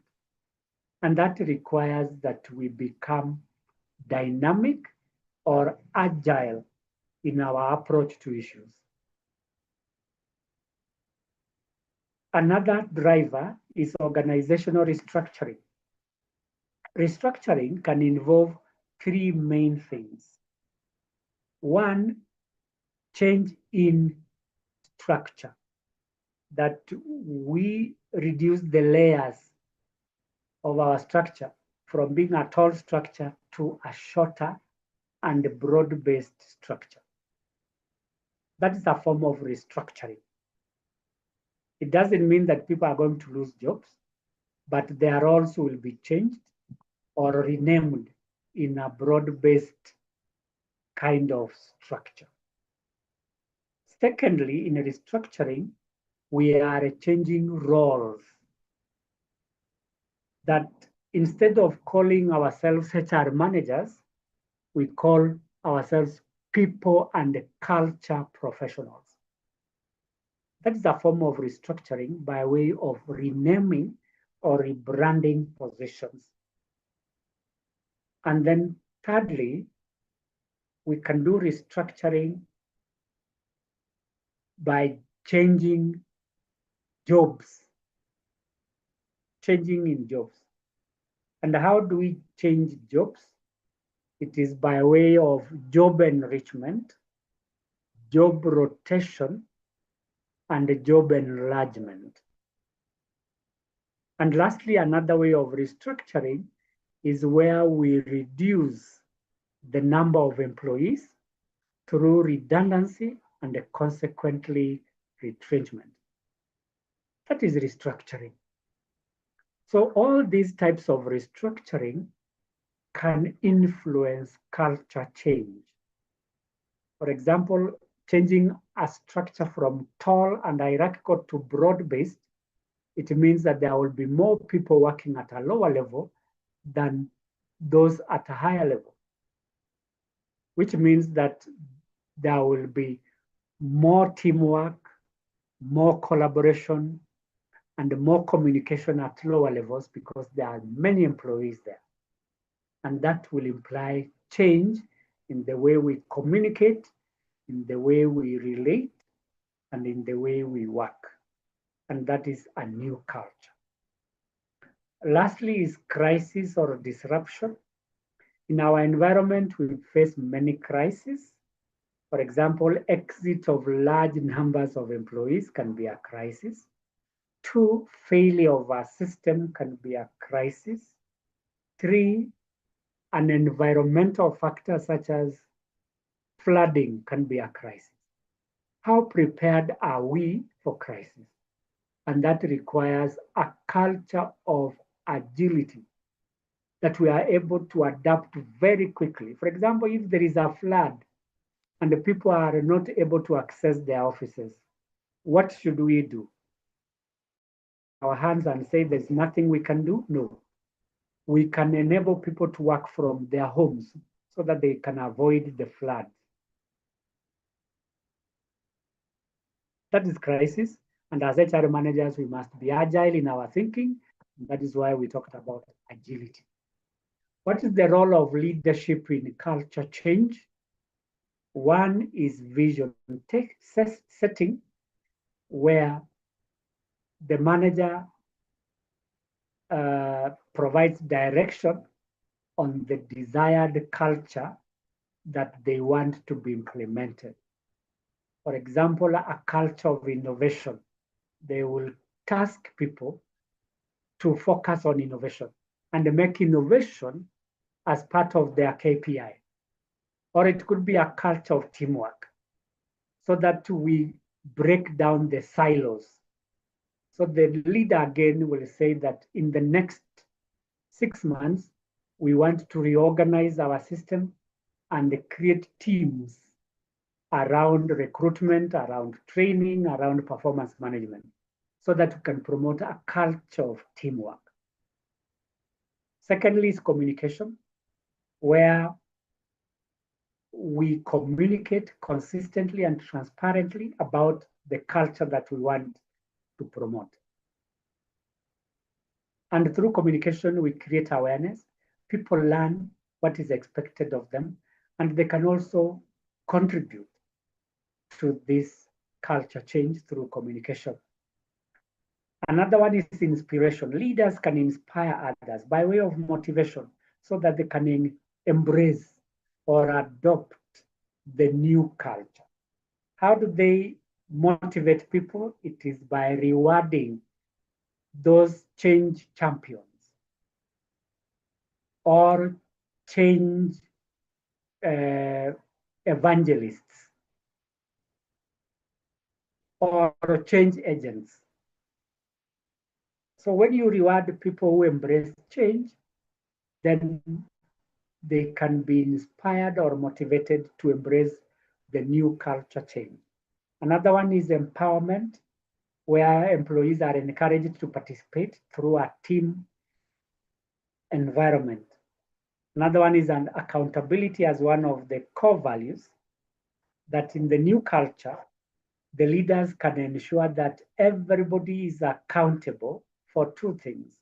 1, their own behaviors and the behavior of others, and 2, the results they produce. We must be accountable. So if you produce poor results, you must be accountable. If you behave badly, you must be accountable and disciplinary action can be taken. Then lastly, the role of leadership in culture change is consistency.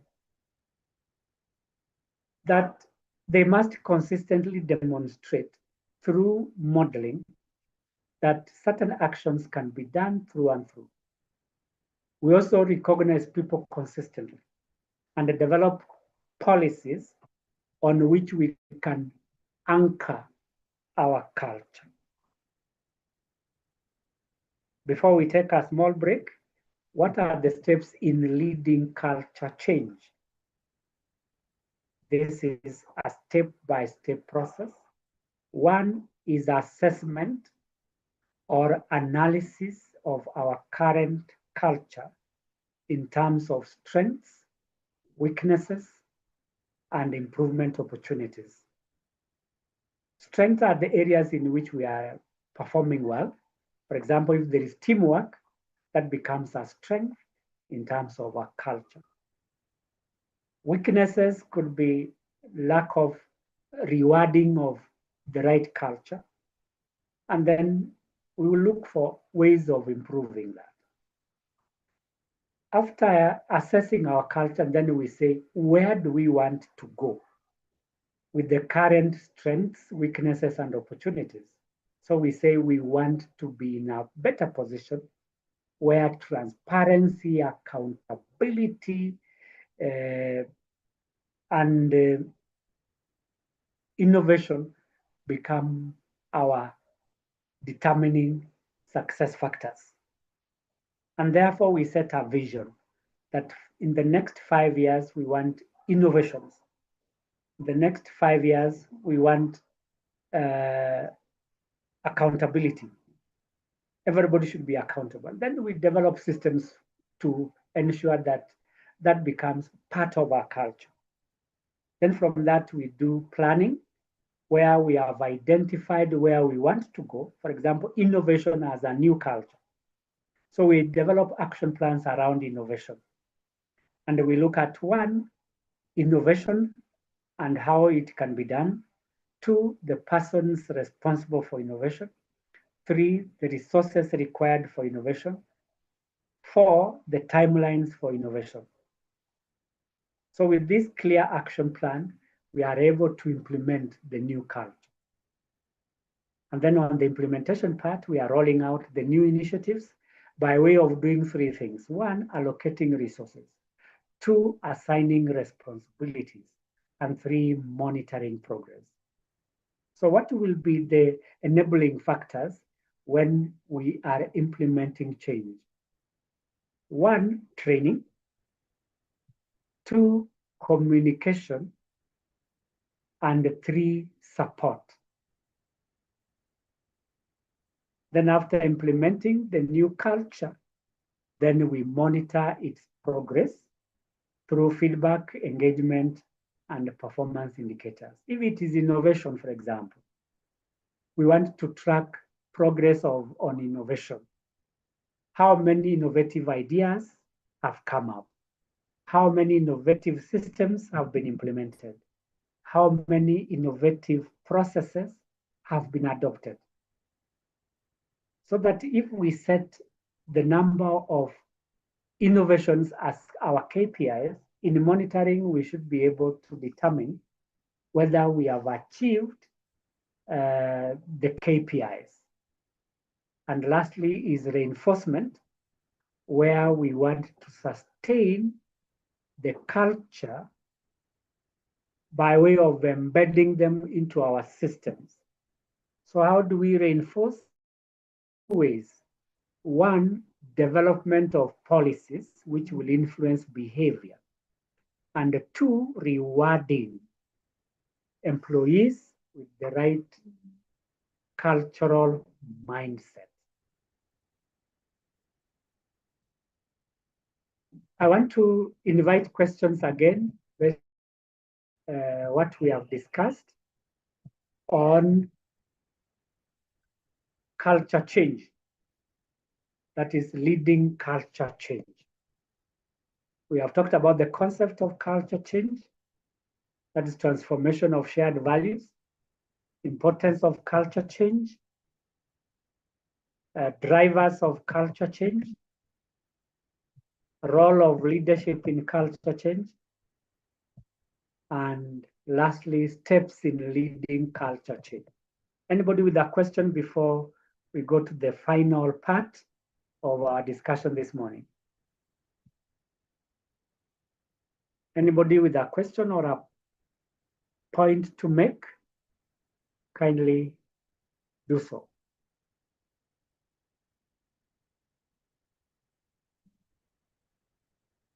Lois? Okay, Lois is not there. Christine, if you could kindly make your comment, ask a question.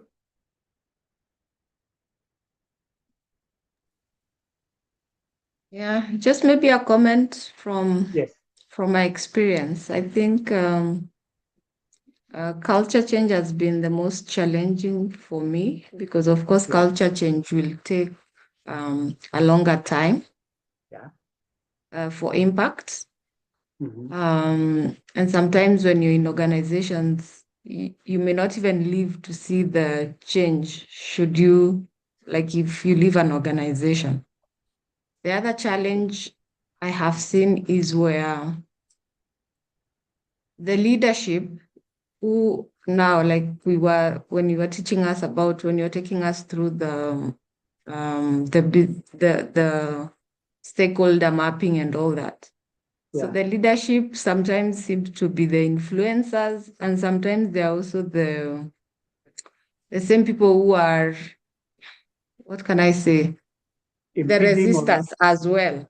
yes. Because in organizations where they've stayed for so long, like, they've already had a culture, and they're the people, ideally, they should probably leave for even a change to happen. But then again, like I said, they're the influencers, they're the people that are, like, I found that very challenging. For me, culture has been an area I find challenging in my career. So Okay. just a comment. Yeah, thank you, Christine. Yes, I totally agree with you that change in culture is one of the most difficult things to do in our organizations. And again, because of the various drivers of culture, if you can revisit kidogo, that leadership, as you rightly mentioned, is a key driver of culture change. That if the leadership is not embracing change, either because they don't see the need for change, or they are impervious to change, meaning they don't recognize, or they are used to a culture where things should be maintained the way they are, maintenance of status quo. That becomes a challenge. And change can only take place if the leaders are willing, are ready, and are available for change. And this comes from the realization that without change, they are not likely to be successful. But again, because as HR managers, we are not going to approach our senior managers to tell them you must change. It may have to start from us in small incremental ways, just like we mentioned that change is iterative. That we should not shy away from implementing changes as HR managers where we think it is necessary, so that we can also become leaders instead of depending on the top management. And how can we do that? Just like I mentioned yesterday, in terms of human resource analytics, let us have all the data in all the areas of HR and then make our case when we are presenting our report to them. That if we are able to persuade them, then they can see the need for change and how this change is going to transform our organizations. So, Christine, do not shy away from this. Make your case. Try to persuade them through storytelling, which we mentioned yesterday. Tell your story in the best way you know how. And perhaps through your story, they are going to be persuaded that there is need for change. And that requires also a culture change. Culture is embedded in policy, and therefore our policies should be transformative so that we can become influencers in culture change. Christine? Yes, thank you. Thank you for that. Asante sana. If there is no further question or comment, I want us to move to the last part of our presentation this morning, and that is role of leadership in culture change. I think I've mentioned this. Steps overcoming resistance to change now. What are the strategies in which we can manage resistance to change? Resistance is where people do not accept or do not adapt changes. And there are many indicators of resistance. One, absenteeism is a sign of resistance. 2, low performance is a sign of resistance. 3, strikes is a form of resistance. And 4, exit is a form of resistance. So when you see these things happening, then you will say there is resistance to change. So how do we overcome resistance? I have already mentioned some of them. One is communication. Communicate before, communicate during, and communicate all the time, so that people are aware of the change, people understand the change, and people can contribute to the change. So when people are aware and understand the change, then the likelihood of resistance is reduced. Secondly is involvement and participation, where participation you allow people to contribute their ideas. Involvement, you invite them to take part in the process. So this participation goes a long way because, one, they bring their ideas on the best way to introduce a new culture or implement the culture. Or 2, we get the buy-in from all the stakeholders. And again, this reminds us of human resource business partnership, that this partnership requires the participation and the involvement of all the stakeholders. Then training, where people are equipped with the relevant skills and knowledge to adapt change. For example, introduction of new technology in performance management. We are moving away from the manual system. So we should train our employees on the new performance management system. I have also recognized that today, most public entities are now training their employees on EGP.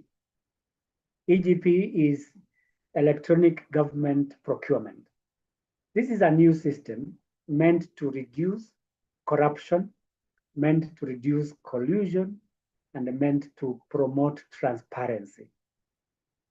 If this system is made to work, then it will be a game changer in public sector procurement. So public sector employees are being trained on how to use this system. And I'm happy that the managers, HR managers in those organizations have come to the realization that the traditional procurement system can no longer work. There is a new way of doing it through EGP, so that those who didn't understand how it works have the skills to navigate the new system. The other one is leading by example, like the example I gave where a senior manager reports to work very early, and that shows an example to others that it is possible to report to work early enough so that we are prepared for our customers when they visit. Then we have support systems where we provide mentorship and feedback on culture change. Mentorship, where we partner senior and junior employees so that they can work together in this new culture. We can also coach people. And again, I'm sure all of us are aware today, it doesn't mean that only senior managers can mentor junior. No, it's what we call reverse mentorship. More qualified junior staff can mentor new staff at a higher level. That is reverse mentorship. And then lastly is recognition of change, where we are rewarding individuals who embrace change and new models of working. When we reward people, they become motivated and they are encouraged to embrace new changes. What are the tools that we can use to lead cultural transformation? One, we can conduct cultural audits. I may go back a bit where we talked about the process or the steps. Assessment, if you look at the first step is assessment, analysis of current weaknesses and improvement opportunities in culture. That is what we are going to do here. We do a cultural audit where we are looking at the current culture in terms of strengths, weaknesses, and opportunities, and try to align that with the desired organizational strategy and behavior. For example, if our culture does not promote drunkenness, we should analyze or audit our employees and find out who are these employees who are drunk and can disrupt performance or become a nuisance to others, so that corrective measures can be done because we want to promote a professional work ethic. Secondly is the use of change agents. These are individuals or groups who are quick to adapt to change, and therefore they are influencers or champions of change. In our organizations, we create teams or groups around certain initiatives or processes. For example, knowledge management. You create champions around knowledge management.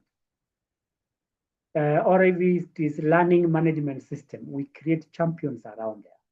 These are the people who like change and they can be the evangelists of the change process in our organizations. And what do? We identify and empower them so that they can promote this change. So they are change promoters. Another tool is communication platform, where we are using either digital or manual systems to promote awareness and participation. Digital tools could include collaboration practices, community of practices, rather, such as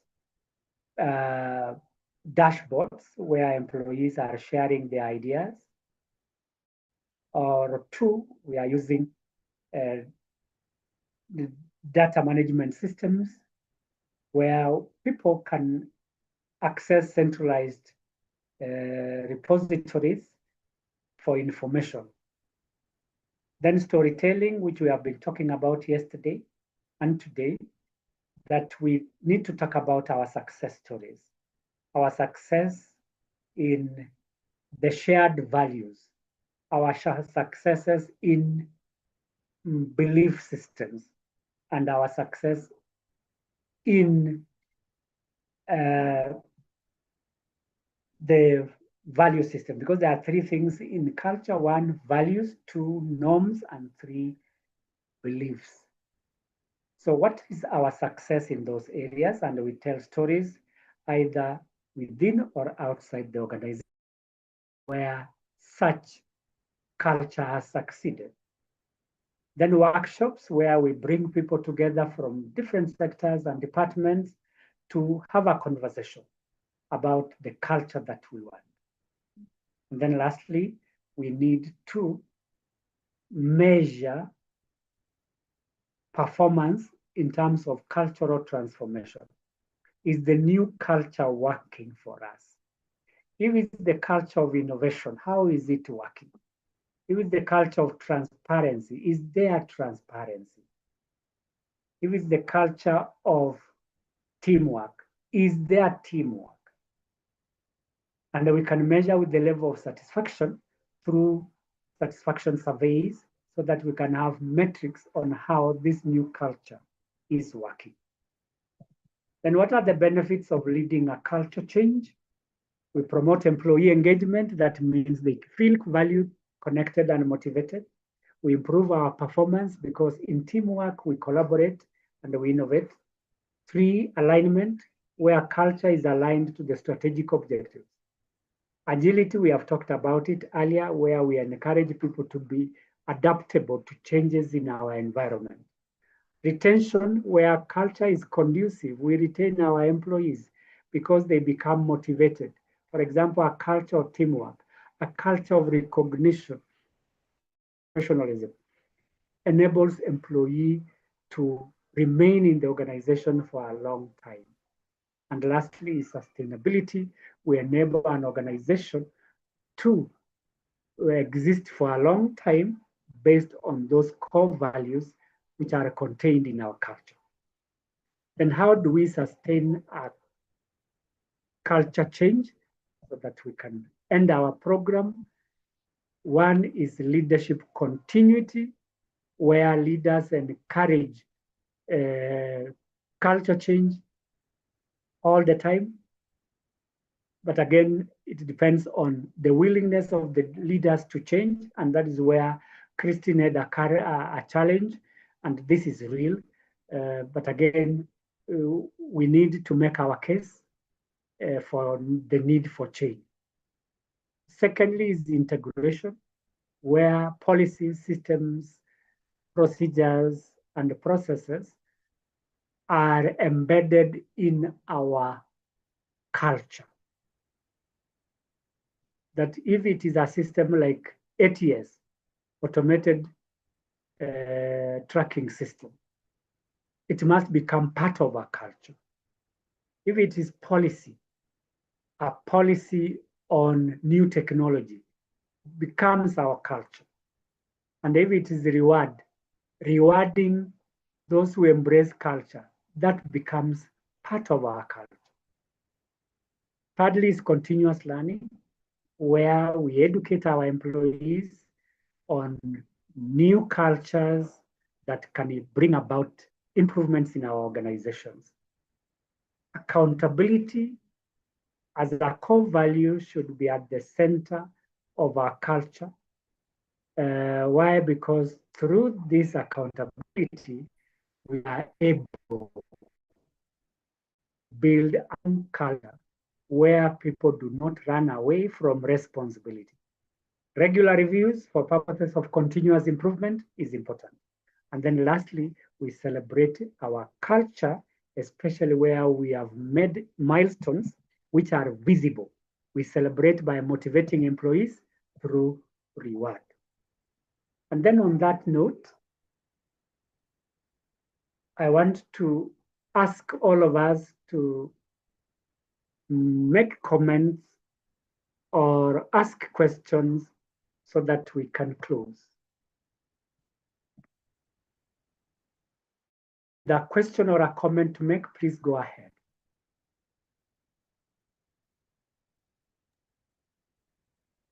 Thank you for that very good session. I followed through, and I think I've gained a lot from it. I only had one question. Yeah, When we talk about innovation yeah, and when we talk of sustainability and all that, yeah, then if you're encouraging the HRs to be innovative and they come up with these innovations, now yeah, there's the question of intellectual property rights. Whereby they may somebody may just innovate and then the ideas the organization runs away with the idea. What are how do we ensure that these people are protected such that they benefit from their innovations? I think that's the only issue that I want to engage on right now. Thank you. Thank you, Lois. Yes, the element of innovation is a very important one, especially to the HR managers, because if we want to be successful in the HR function, we must always emphasize and promote innovation. Innovation from recruitment up to the time an employee exits. We need to bring in innovators through recruitment. We need to enhance innovation through training. We also need to retain innovation through reward. So your question was, if I got it right, is that how do we ensure the rights or patents related to innovations remain in the organization and that employees are rewarded for that innovation? Yes, we can do that. As I mentioned, there is the need for creating a culture of innovation. And a good culture of innovation is one that rewards innovation. So we reward our employees who are innovative. There are various ways of rewarding these employees. One, we give them a lump sum amount of money, which will encourage them to be innovative. For example, if there is an innovation which has saved the organization millions of shillings, we can decide that for such an innovation, we give the employee 500,000 shillings as lump sum. That's one way of attracting and retaining innovators. Number two, we can give them a percentage of our revenues to the innovators. For example, if you are in the paint industry, for every innovation in paint, we give 10 cents to the innovator per liter, 10 cents, so that the employee is locked into the organization and they can't leave. You can imagine if a paint manufacturing company produces 1 million liters of paint, and the innovator is given 10 cents. That is 1 million 10 cents. If you convert that into Kenya shillings, you can do the math. That's a lot of money. And that locks the employee into that organization. They may never leave unless there is a better offer out there. And then three, perhaps the employee is not working alone. He or she is working with others in a team. So you give a team bonus for the innovators so that you can motivate them and retain them. In relation to patenting, an innovation by an employee cannot be patented by the employee. It is the organization to patent that. So they go to the government institution, that is the Kenya Property Office, and register this with this organization so that nobody can imitate or produce the same. And that protects the organization from losing that innovation. It's allowed to go to the Kenya Industrial Property Office so that you can patent your work, but again, you have to pay some money. Patenting might cost you around 60,000 or so, so that you can patent your innovations, be it a product or a process or a system, so that one, you are able to generate revenue for a long time before the competitors take it over. Two, you are able to reward the innovators. And three, you are able to be competitive in the market. That is my take. Lois? Yeah, thank you. Well thought out. Thank you. Thank you very much. And therefore, on that note, if there is no further question or comment to be made, I want to thank you very much for your participation. That is engagement, for your comments. Have a good morning.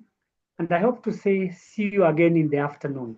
Please be sure to join us for the final part of Human Resource Business Partnering, and that is today in the afternoon. Thank you, and God bless you. You too. Thank you too. Thank you.